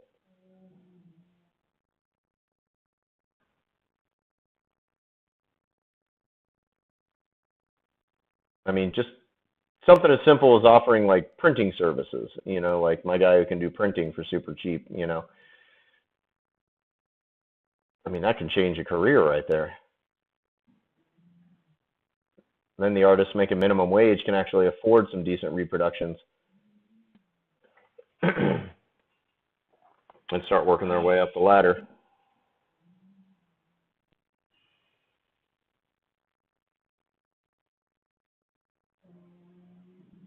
There we go. There's like a 15-minute version of one of these fucking tracks, and I want to use it, but like there's so much other good shit from all the other stuff I made. It's kind of couple versions. Yeah. Just make a version of just that one track. Whatever you want to do.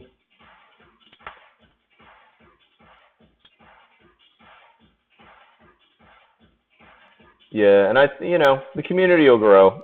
I can see Twitch Creative getting definitely a resurgence. Getting some more actual professionals on here, and yeah, fine art's great, but gets convoluted as fuck trying not to explain it. Well, and it's trying to pick a niche to be in. Like, why do you got to be in fine art? Why do you have to be? People ask me what my art is all the time. I'm like, I don't fucking know. What would you call this kind of art? The kind you buy, cash or credit? I don't know. Do I need to dispel some sort of mystery or label it as something? And people get so caught up on that. It's like, it could just be art, It's like Sugar and I working on the pitch deck for the business plan now, and we come up with these flowery sentences about what our company does, and then we have to go, okay, how do we say that in 5 words? People get overly complicated, or they want, and I think a lot of it just has to do with, because sometimes you'll find in a gallery situation that's just somebody trying to break the ice. And, it's not always good to come back, with a smart-ass answer. It's worked for me over the years, but, but a lot of it is it's just someone trying to, what do you use? What's your favorite color? It's like, when you start to get known and you do interviews and you start getting the same horseshit questions over and over, and it's refreshing when you finally find, when you get a few of those decent interviews in there, But yeah, when an artist starts to not worry about where they're going to fit in, like, oh, I am of the fine art. This is what I do. I want to be a part of this, art establishment where I'm represented by a gallery and I have to have a 57-word title to explain what I couldn't in the painting.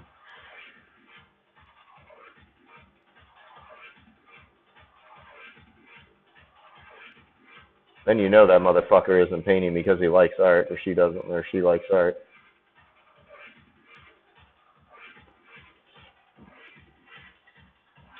School kind of got me caught up in that I needed to be producing fine art, not fun art. Your art, well, it's well executed, it's just fun. Yeah.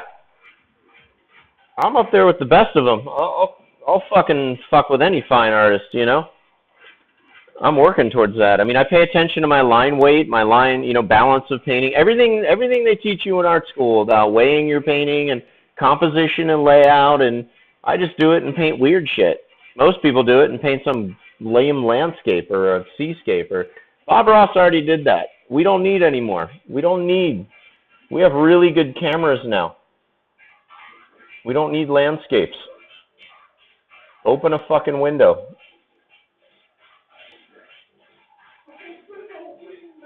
Seriously, stop selling landscapes.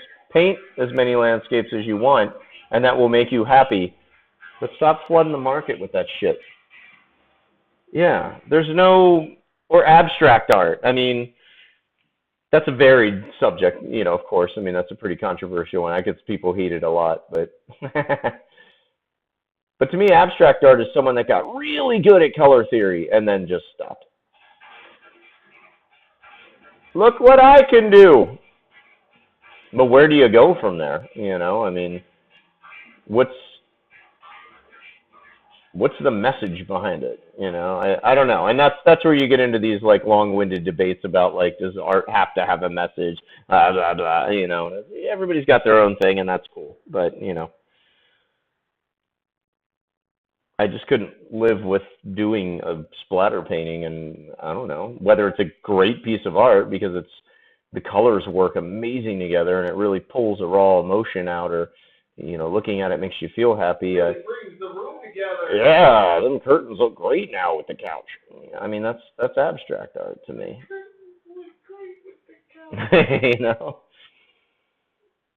If I see one more splatter painting, and now pour painting, I want to kill people. Did that relate to that, or were you just kind of trying to hide in a feeling you're having right now? Yeah, well, and I think that's a big thing in the art world too, is people trying to just like cash in on trends or start a trend, And oh, that's so big in the art world right now. He's touring Soho. It's like, what? Me too. I'm touring, so. I just think that, artwork that has meaning, thought, I think a lot of people, like in real life, stray from that, having to use their brain and think of something and come up with something unique. These are all things that make a great artist, and it's all things that people try and like not do in their daily life. So when they try and do it with their art, communicate with people,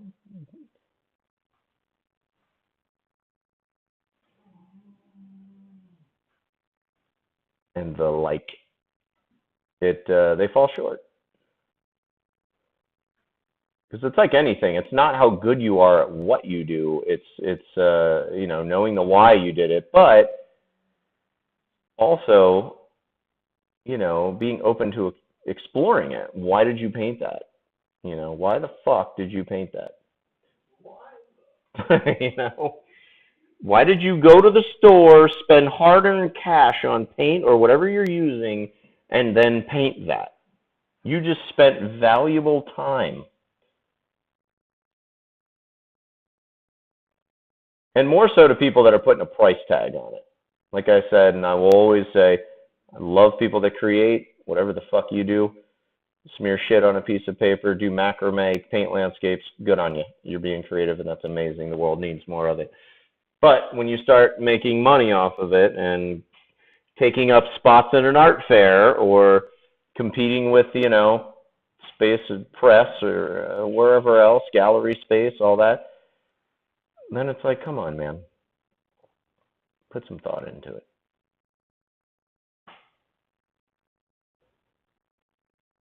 Nothing wrong with using your brain. It was free. They gave it to you. You didn't have to pay for your brain. It's amazing. The greatest thing you own, you didn't have to put a dime out for. In fact, someone else paid to raise it, and to feed it. Suckers. Yeah. Absolutely insane.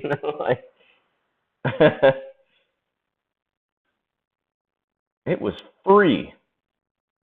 The one tool outside of fire that changed the world, or the one item.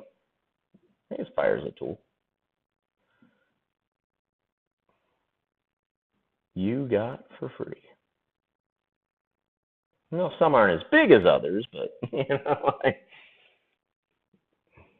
you got to clip that.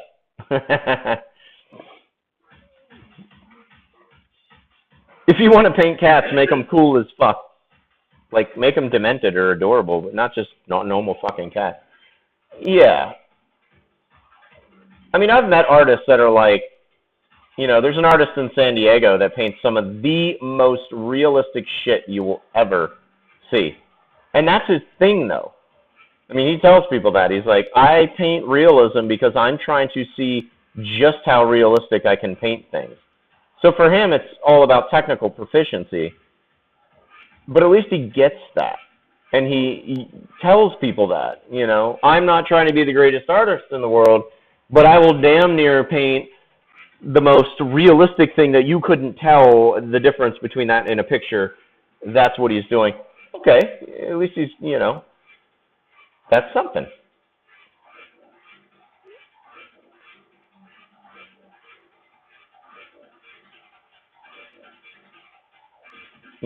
That's a direction.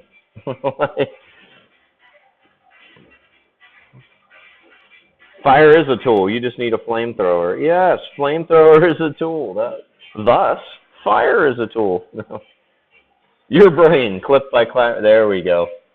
Thanks. I think that was a great one. I'm going to use that quite a bit. Your brain was free.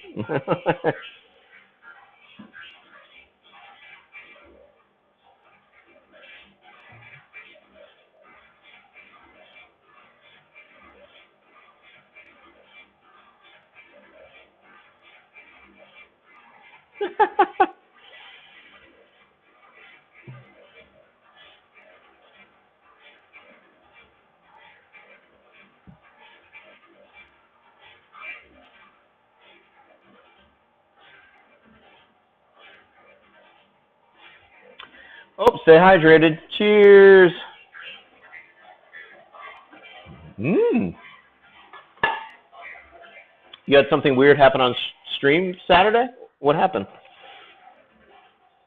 You got work done?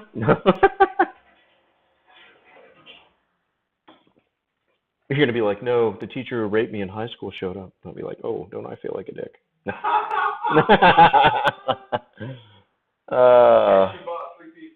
And she bought 3 pieces of art. No. Do tell, Kyron. Had a lot of people who would come in and be like, you deserve more views and followers because you're good and engaging. That's what I got. I haven't seen Cigar Czar in a minute, but that dude came in and he was like, I'm so fucking angry, there aren't more people watching you. And I'm like, today is my first day streaming. You know.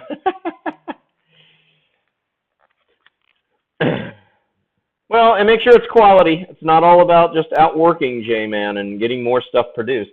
Believe me, Sugar and I have a friend in San Diego that produces like 9,786 paintings a year, and they all suck dick.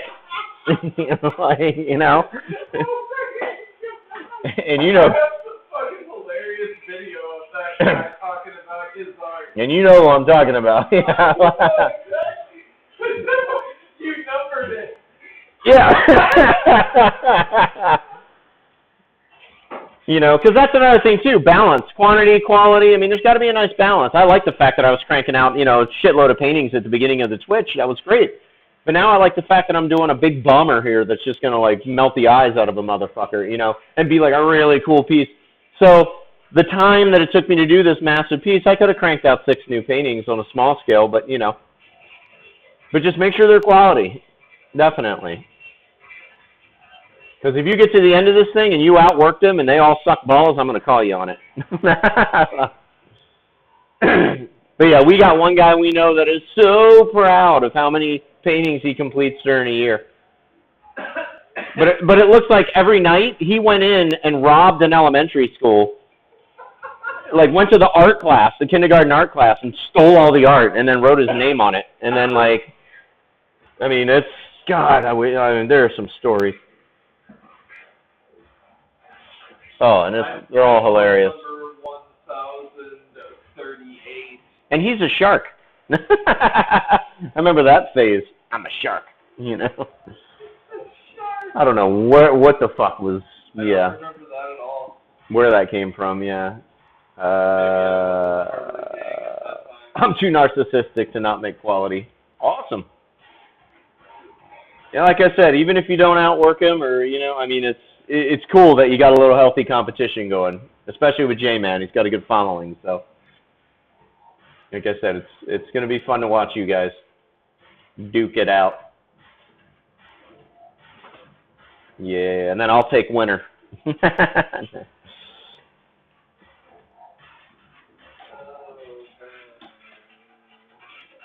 Oh, damn, that PBR is going down good tonight. Woo!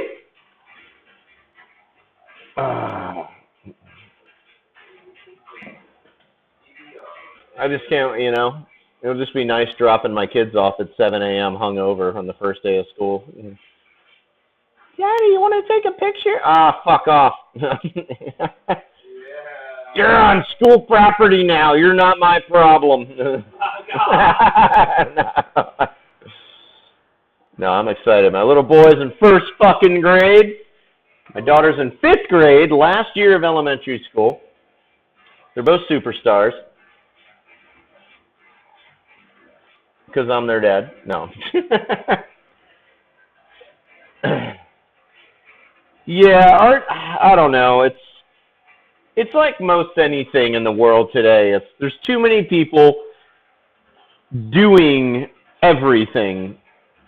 And the education systems that are usually set up to promote or, let's say, help an artist or whatnot, they still just turn into money-making organizations. They're still private organizations.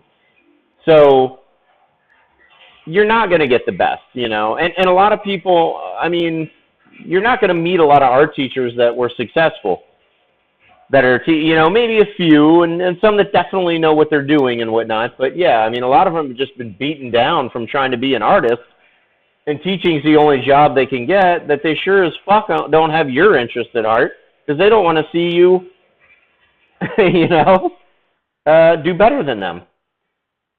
I told you about meeting a bunch of comic artists that did that, and they just rip people a new asshole because they're like, they don't want the competition. And it's like, stop being so scared. And it's because they didn't diversify. I can draw comics. I can paint as well.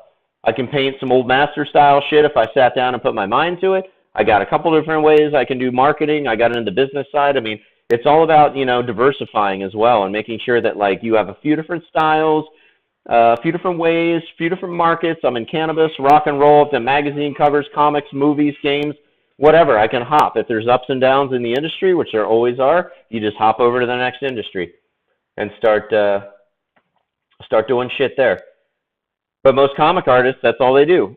Comics, comics, comics, comics, comics. And then when the comic market tanks, it's like, oh, Starbucks, Starbucks, Starbucks, Starbucks, and they're back to being a barista.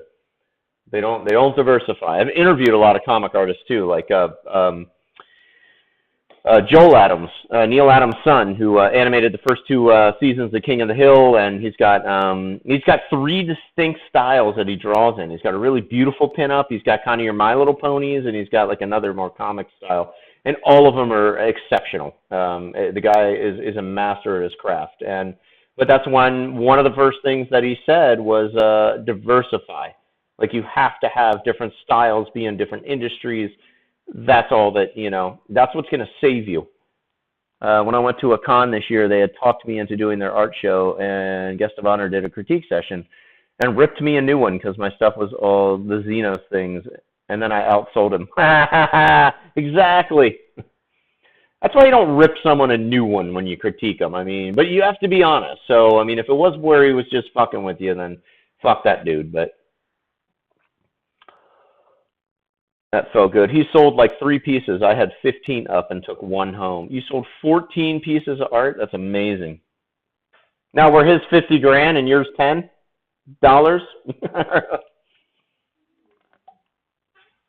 Or were they equal, equal in price? But still, people, you don't know what people are going to like.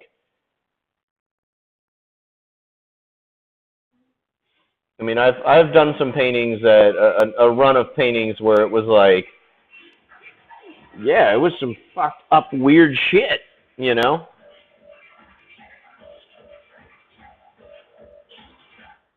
His were 300, yours were 80. Okay, so, not to say it was a price thing. Of course not. That's not too crazy of a gap. But also now your shit needs to be more expensive. Because who knows? You sold a load of paintings. Oh, you were doing 8x10s for $80. Okay, not a bad price for a start, but that's low. He was doing 24x36s for $300. See, that guy should have gotten a new asshole rip because he doesn't know how to price his artwork. See, there's different levels. I mean, if he was the guest of honor, is he a guest of honor? If he's selling his art for $300, was that what the guest of honor is? Like each year we bring in the biggest painting, lowest priced artist that we can find, and that's kind of their sick little niche.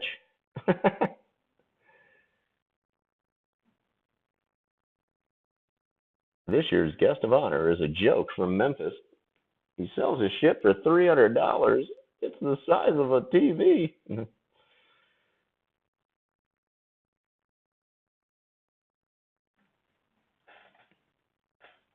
Dude was a jackass. Yeah, you'll meet him. Like I said, the art world is just rife with jackasses, rife with copyright infringement, rife with no originality or talent. I mean, there's a lot of technical proficiency out there, but to be, to take that title, artist, that actually means something.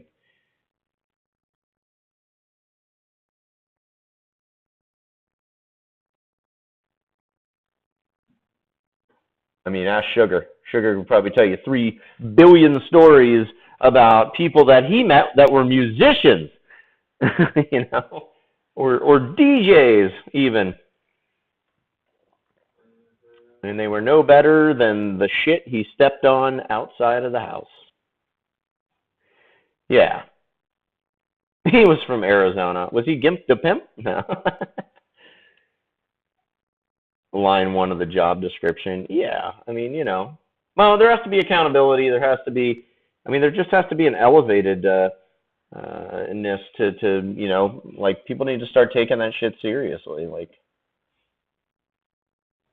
and it comes down to original artists actually, you know, speaking out about it.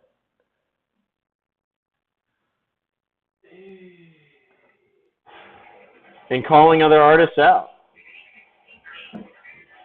Gary Vee had a great video I watched today that said, if you're not number one, you should be shitting on them. He's like, Wendy's, Burger King, they're all shitting on McDonald's right now because McDonald's is number one or whatever. They're like, you know, call out your competition. And I think there is something to that. You know, maybe not a mean-spirited, like, hey, fuck you or da-da-da, but, you know, there are ways to call out the competition. By me streaming on Twitch and going on these tirades about originality and fuck copyright art and Rick and Morty fan art and this and that and da-da-da, I'm calling out, you know, these artists. So that's just the way it is, and it's the way it should be. What do I got? I got a host.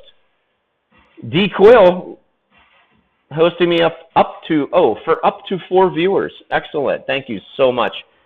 That was a weird way to write that. I mean, he didn't write it, but welcome, guys. We are just working on the Monty Python and the Holy Grail piece here. And then we go up into the 3 dudes that hit their heads, and then I'm working on the Grail right now. So we're talking about originality or lack of in the art world is our current discussion. And so if you have anything to contribute, jump in.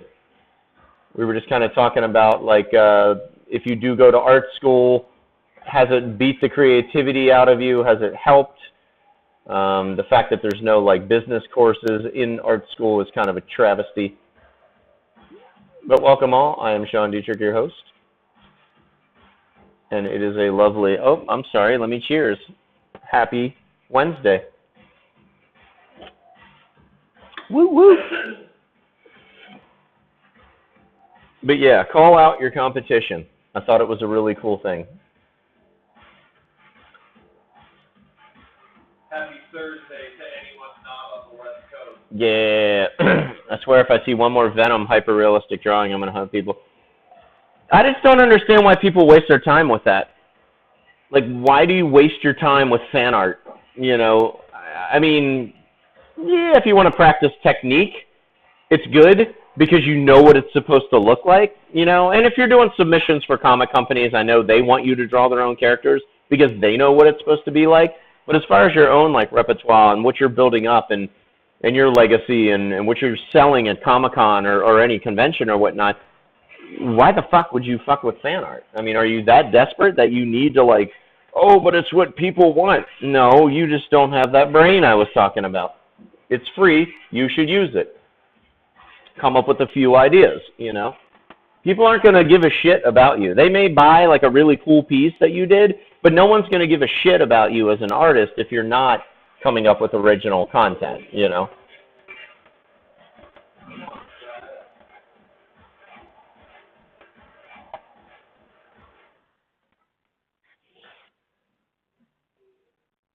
You know, this private commission, are there going to be prints? Fuck no. Or royalty free. Jesus Christ. Wizard of Oz and Alice in Wonderland could make you, you can make a living off that. I mean, I know it's tough when you first start out to be like, hey, well, I gotta, and it's like, well. But Kyroon, you spent, what, 20 minutes on here the other day, an hour on here the other day, and we came up with all the, you know, helped you brainstorm your haircuts of the sea, your supercuts of the sea. Fantastic Sam. Fantastic Sams of the sea. Fantastic clams. Oh, shit. I think we came up with another one. That could be like one of those perverted restaurants like Hooters. And Like Fantastic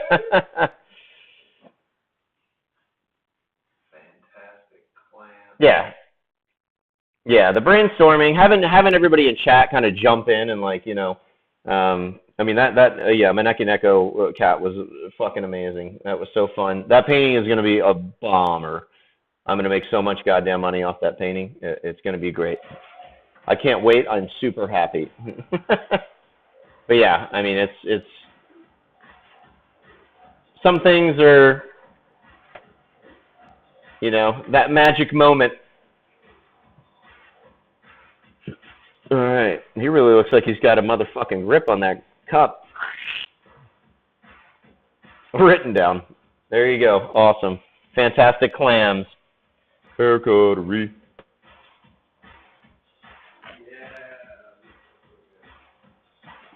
All right. Let's take a little beer break. Sugar's going to crank the tunes. This is for my new time lapse, the MG42 Mosquito, which isn't up in the image slideshow, but I did add the cockpaw. I added the Red Queen, the Shermantipede, and a couple others. So I actually take notes of people that know what they're talking about.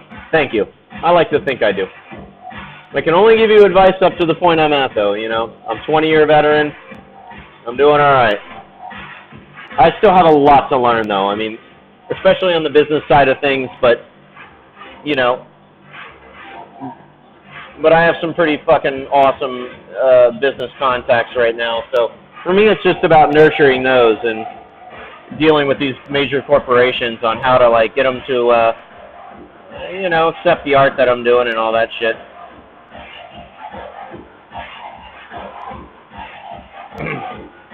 Keep the creative freedom while cashing creative paychecks. All right, I'm going to go ahead and lower this, and we're going to work on the, no, hang on one second.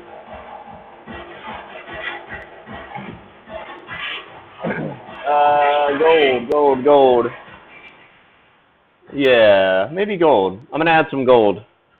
Let me drop in a little gold in the background, and then we'll lower the painting and start working on the warlock.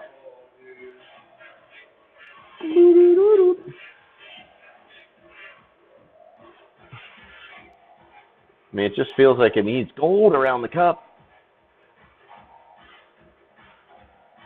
Yeah, they do. Now, real artists just pay attention. I mean, to everything, not only the world around them, the references, the notes, the advice from people. I mean, you never know when you're going to need it, or when you're actually going to be able to put it to use. I mean, shit snowballs quick too. I mean, when you start to take off as an artist, I mean, it's not slow. I mean, you definitely find yourself drowning in opportunity. You find yourself like everybody wants to work with you, and then you just have to sift through who the jackasses are and who's going to pay you on time, who's going to pay you what you're worth. But if you price yourself right, that's an easy way to get rid of the jackasses.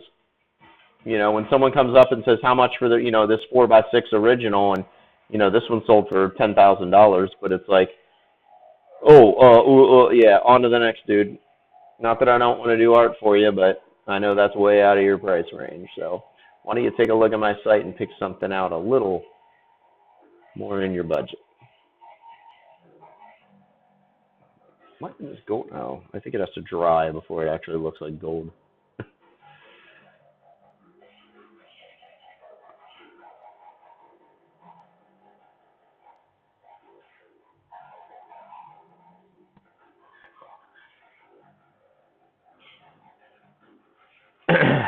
That part terrifies me. Like I can keep.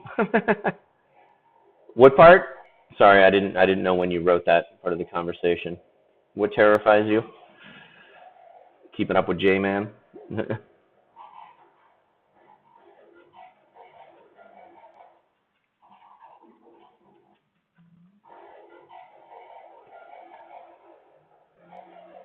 Success is like a drug. Yeah, well, it depends. I mean, I mean, I don't know. I'm not at the point where I'm like, I got fucking, a bunch of agents and shit yelling at me and, oh, you got to do this or that. Or I've had a nice slow burn, which is a good thing,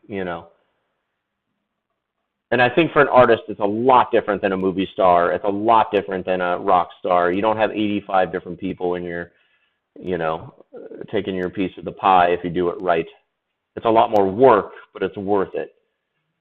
And I mean, when's the last time you heard of like the next Andy Warhol, the next guy that is an artist that's that big? I mean, Shepard Fairey came close, but I wouldn't even put him in the echelon of that,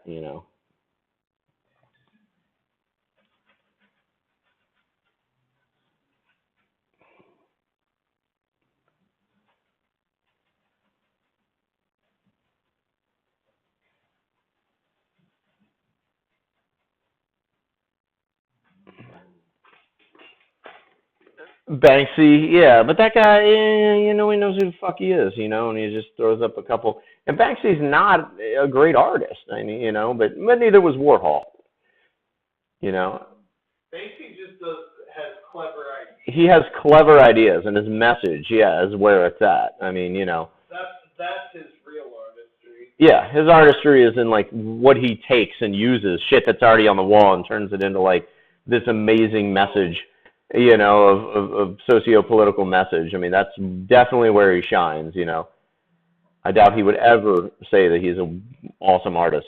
I mean, he's already got enough pressure. He's a conceptual guy. Yeah. Yeah, exactly. But there's definitely, like Sugar said, that's his artistry.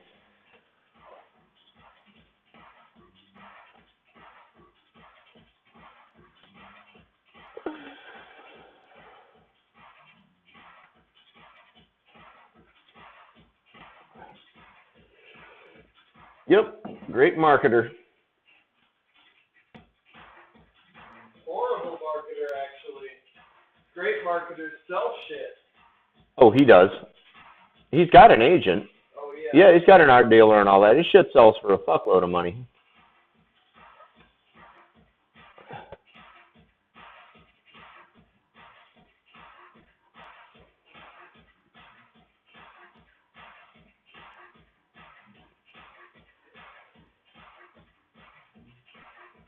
Woo, get a little bit of that red oxide in there.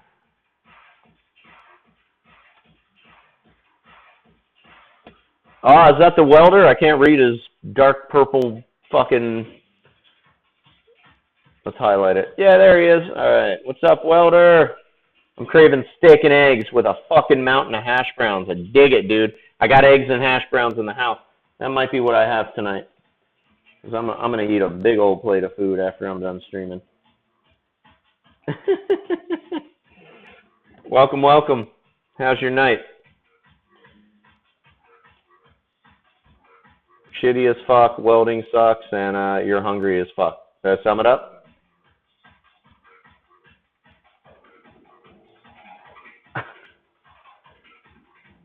No? Yeah? Let's do this. Great new piece, by the way. Any progress on the skull?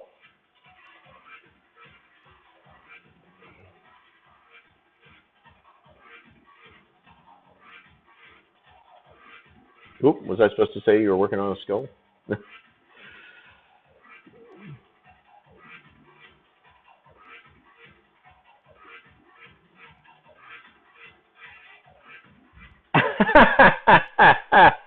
Nice one.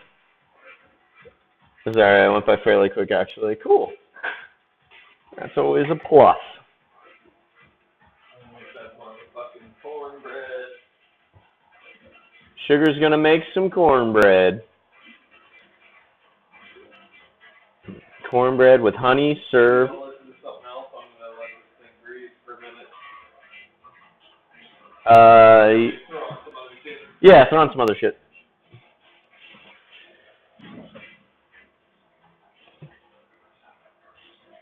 No progress yet. All right, no worries.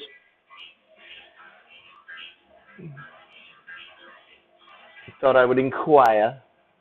Yes. Inquiring minds want to know.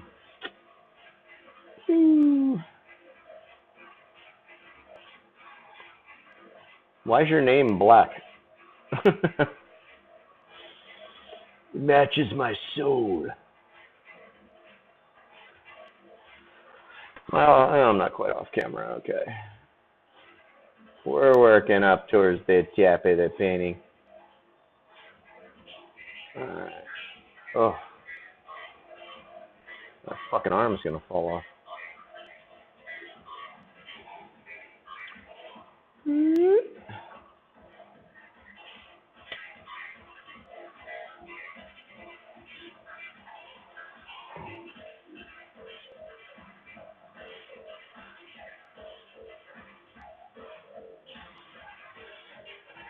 Yeah, kind of. Yeah, well, oh, that was canvas. Okay.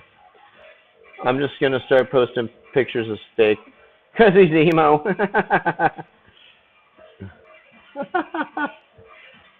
Oh, you guys, best buddies.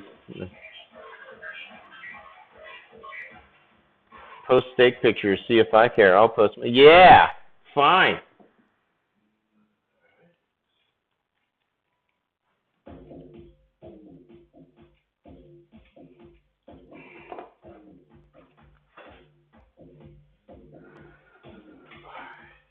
Alright, I gotta drop this background in real quick. It's gonna be off camera for a minute. I apologize, but I don't have time to adjust the board before it dries and becomes a mess. So screw you, viewers. yeah, it's not about you. I don't stream because of you.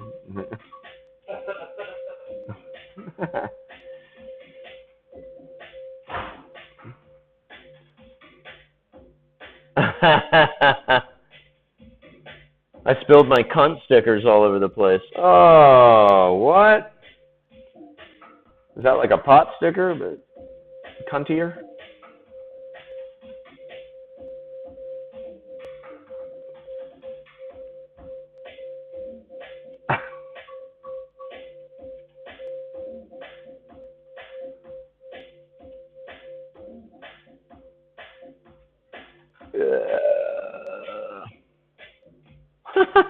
Cunts everywhere.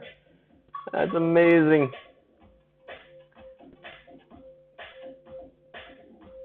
We were eating at the Rainbow Room up on Sunset Boulevard in Hollywood on my birthday one year. The day was probably my birthday. And my buddy gets a phone call. Yeah, this is him. Yeah, okay. And he's like, my fucking truck just got totaled. He had parked on the street, and this kid fell asleep, came over the hill, smashed into his Ford Explorer so hard it pushed it up on the sidewalk. Well, he worked for a marijuana testing company at the time, and all his business cards flew out the back window. So the cops are all there at the accident scene.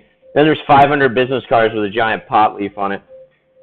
And this was before legalization, so it was kind of an awkward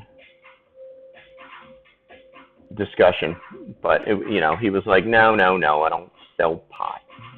We test it for medical dispensaries and all that shit. And fuck you, copper. What if I do? Just enough paint. We'll put a little more there, and then some there, and there. Smackula-dackula. And there we go. All right.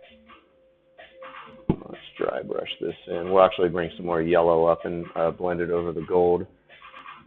Okay. Yeah. That was the night we met Ron Jeremy there. He's trying to pimp his rum. Smell this. Like, I don't want to smell anything of yours, motherfucker.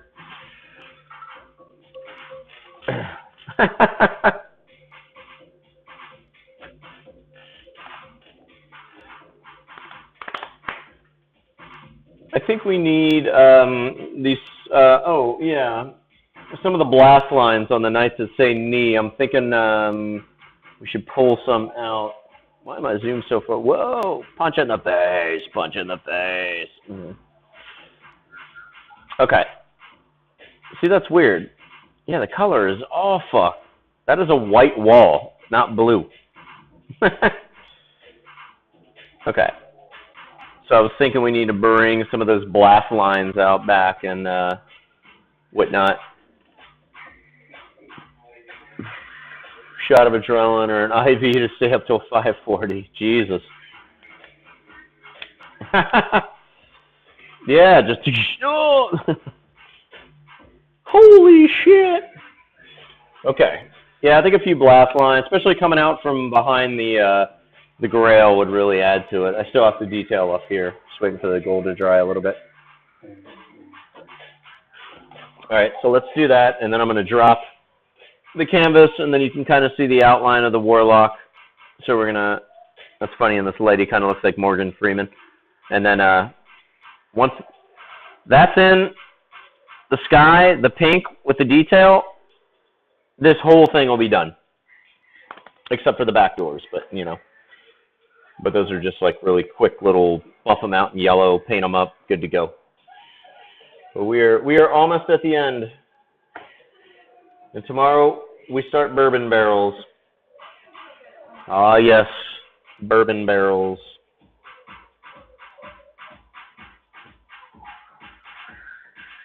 Just a smidge. There we go. Well, let's see here. There we go.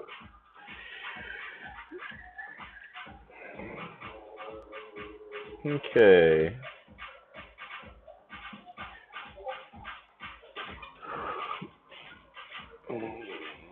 What do we got here? What do we got here? We got some Discord. Let me check out the Discord. Oh, we got Art Share. Mariana's Trench. Nice.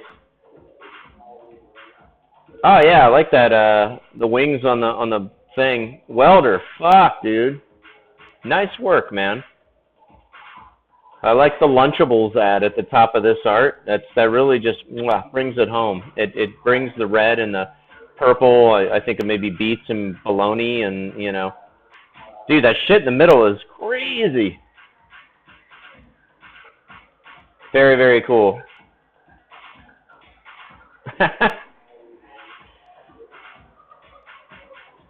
Your brain, not my problem. I got some new clips. Nice. Very cool. Awesome. All right. It's commercial art. He's here all week, people. Literally, he's got nothing else to do. I was watching some old Don Rickles comedy last night. That guy's so fucking awesome. So not appropriate for this day and age. But awesome.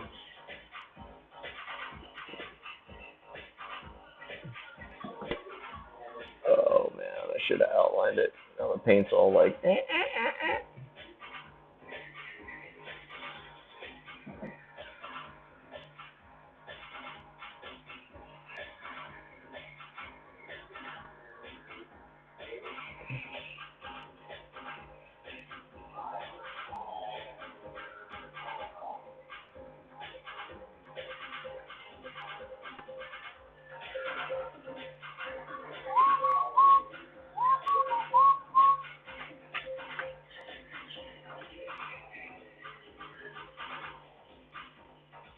Am I? About the Lunchables? Yeah.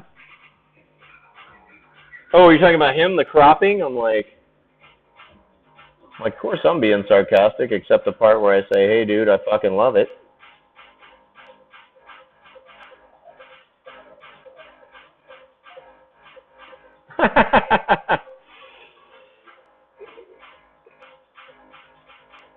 We're all good, dude. Alright. It's such the wrong angle to paint this. But we're going to do it anyway.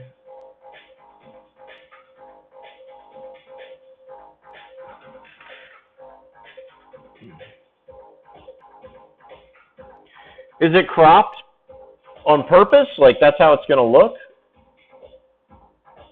Or are you just showing off a certain section of it? Because didn't you say you zoomed in on it and?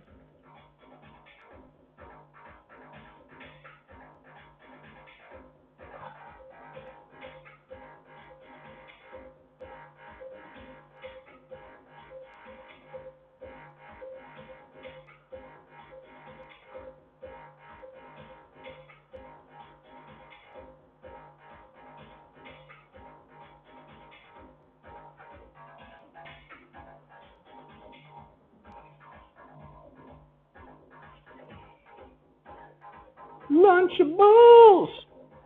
Plastic food in a plastic container. Alright, I'm a jingle writer now. Oh, got the ink dripping. Let's see. It's like, damn, yeah, I'm gonna go buy a Lunchable. It's really good stuff. Okay.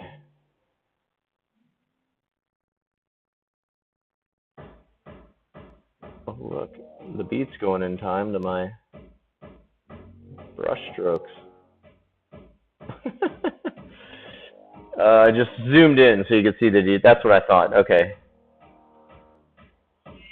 Yeah, I don't like that about Discord. It's like the pictures, can't see them detailed enough. I think they just started letting you share video or some shit, right? I assume Discord's a pretty new technology or just a lazy technology.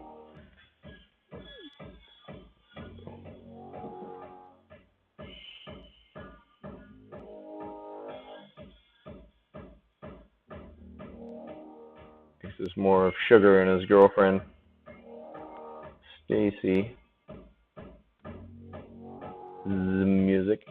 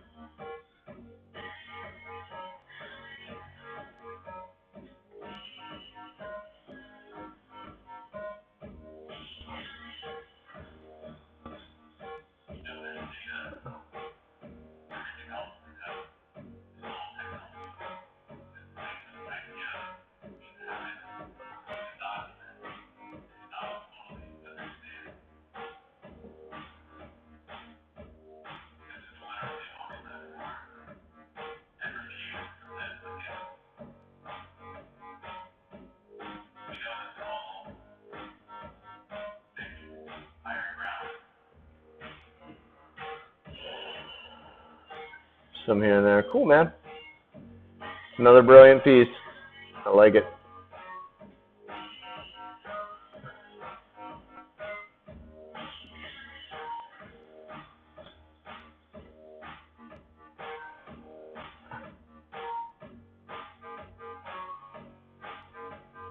Detail is insane.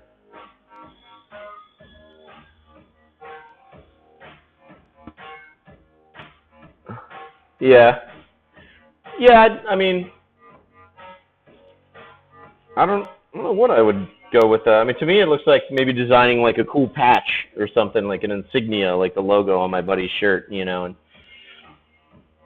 like the skull with the. That'd be an awesome patch.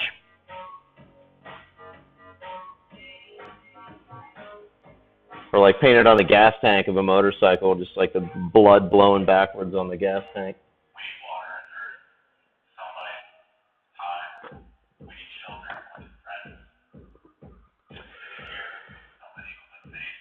Yeah, okay.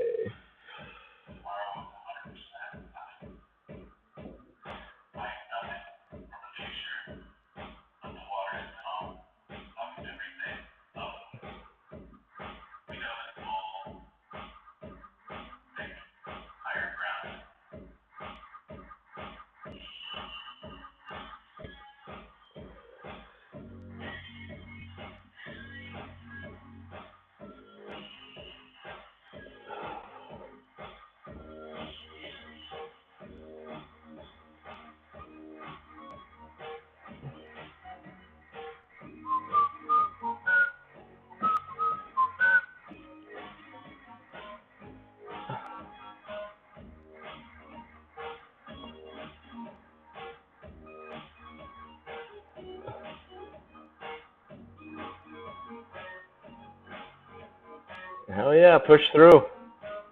Let's get that thing finished. YouTube videos, dude. There's always people doing tutorials on shading, and I mean, I had to learn to paint again. And this was 2001 when my first comic came out. I had to come up with the cover, so I had to figure it out. Now I don't do comics anymore. I only paint. Funny how that works. But, you know, it's all good. All right, let's get some blast lines coming out from behind the Grail.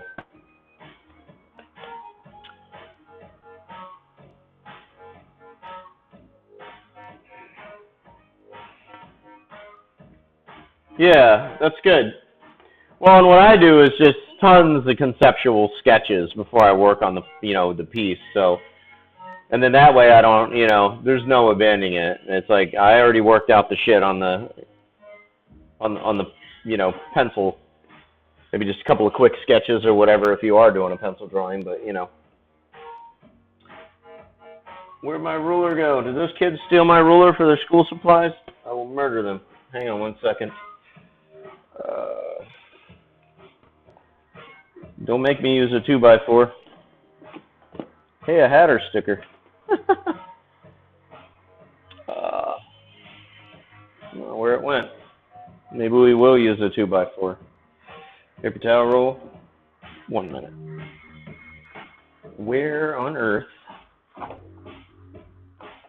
God damn it.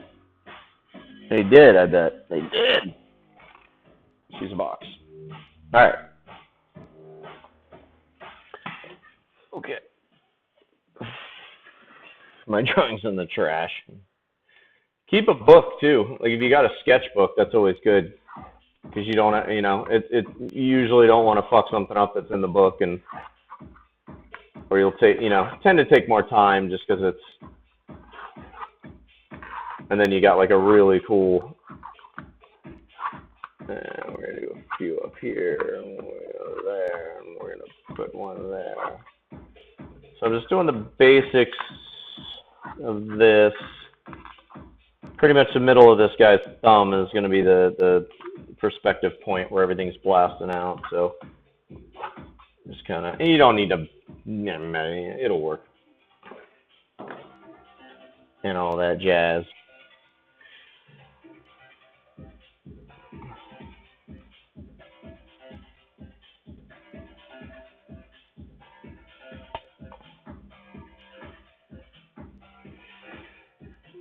Running out of ink in this bottle. Have to open the freshie.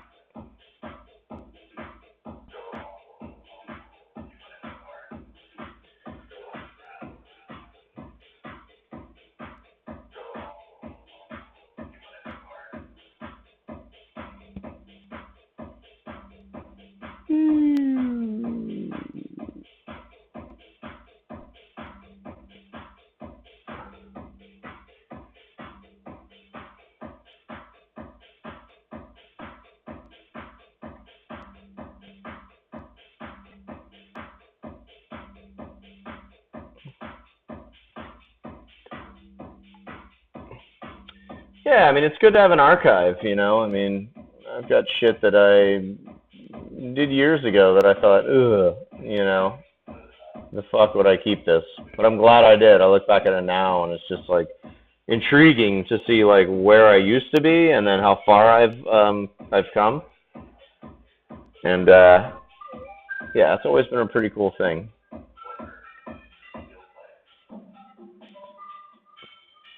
Because I don't keep a lot of shit. I'm pretty minimalist when it comes to, like, shit. Either it's for the business or, I don't keep weird knickknacks and souvenirs. And I literally have my art, and a badass hat collection, but I try and, I mean, now with you know, like buying this house and actually getting a bunch of fucking power tools and shit. That was a very big jump for me to have a lot of. I have a lot of shit, but that'll go. Let's get some cheap portfolios. Yeah.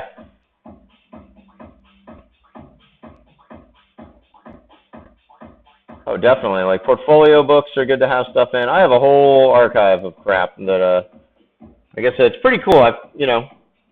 There will be cocktail tapestries, definitely. I just talked to my tapestry guy today, and we may have to go out and do it ourselves, but he's a little backed up right now. But yeah, I really wanted to have cocktail tapestries for this tour, but I think it might have to wait on next. I mean, I'll have them for Christmas and all that. So for the Too Lazy to Riot holiday event, almost said sale. We don't have sales. We have events.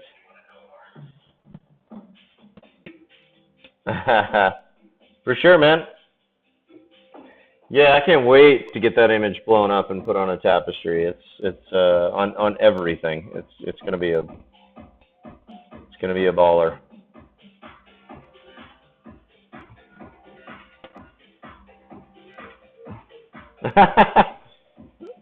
That'd be awesome. I just sent Jub a Mad Hatter tapestry. It's a smaller one, 3 foot by 2 foot, but he's gonna put it up behind him. He's been promoting my stream for quite a while now, and he's been a good fan. So I was like, dude, send me a mailing address and I'll hook you up with a tapestry. So yeah, I sent it out today. He'll get his Mad Hatter tapestry in a couple days.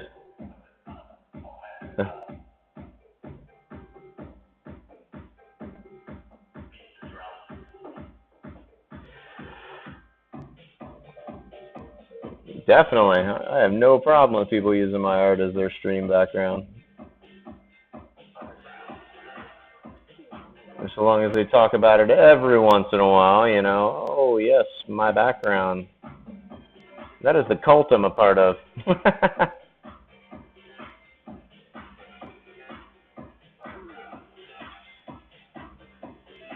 No, Siri, I don't need your fucking help. There we go.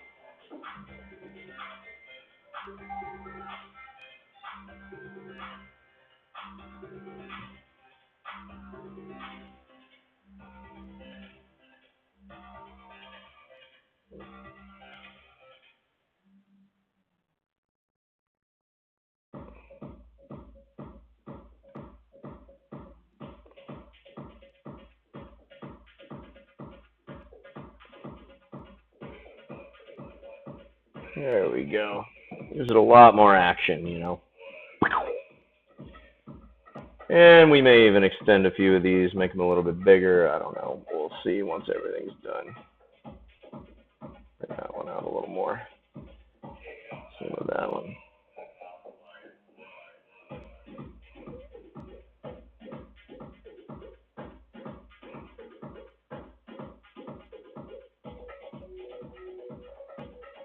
Boom.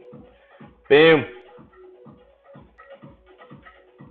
Can't wait for a print of the cockpaw. Currently do not have a good place for it, but when I move and get my own place, I'm going to put all my pieces of art everywhere. Nice. Prints are getting run off this week, so I'll be able to send you out one.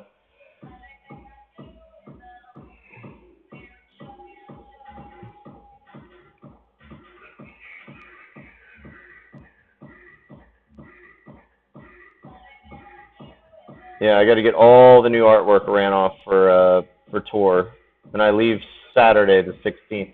So next Saturday I leave for tour. I'm telling people though, titties more.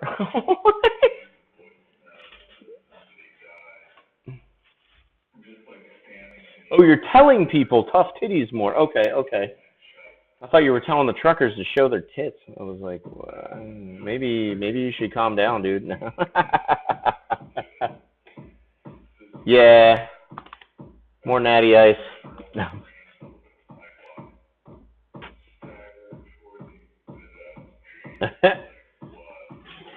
So there we go. Got the Holy Grail. Smack. Got the monks. And then on down to the bridge, the keeper of the bridge of death. And we're just cranking right along here. Wonder if Bud's up. Let's grab a snap. Let's grab a flick. And we'll go ahead and we will live update the client on Twitch.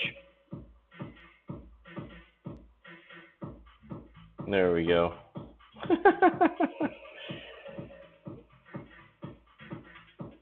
Good stuff. Oh, all right, let's just take a little look-see. Kind of see it all. Not bad. Not bad for a first attempt at painting.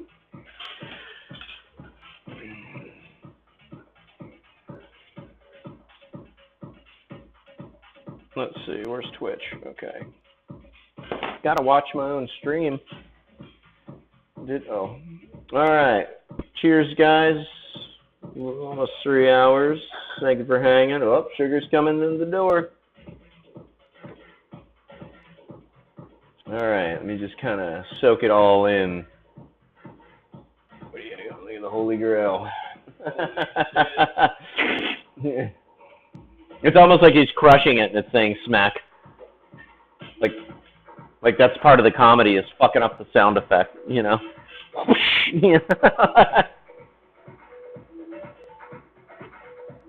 It's got this dude. And then on the back, I got like little characters in the corners that are just buff it out with some yellow, do a little bit of ink work, and this bitch is done. Oh, I can't wait. This was a large one. A very, very large one. Cornbread in? It is. It'll be done in 9 minutes and 10 seconds. 9 minutes, 10 seconds. All right. I'll tell you what. I am going to jump off because I'm going to go make some eggs to eat with my cornbread. And then I'm going to hop back on. It might be like an hour, but 45 minutes. I don't know. But if anybody's still on, I'll hop back on and finish up the Warlock here. So cool. Thanks for chilling. Hope you enjoyed the Grail. And yeah, if you guys are on, I'll be back in like an hour or so. I acquired a piece of sheet metal and I'm gonna make roses out of it. Awesome, dude. Fuck yeah. The welder.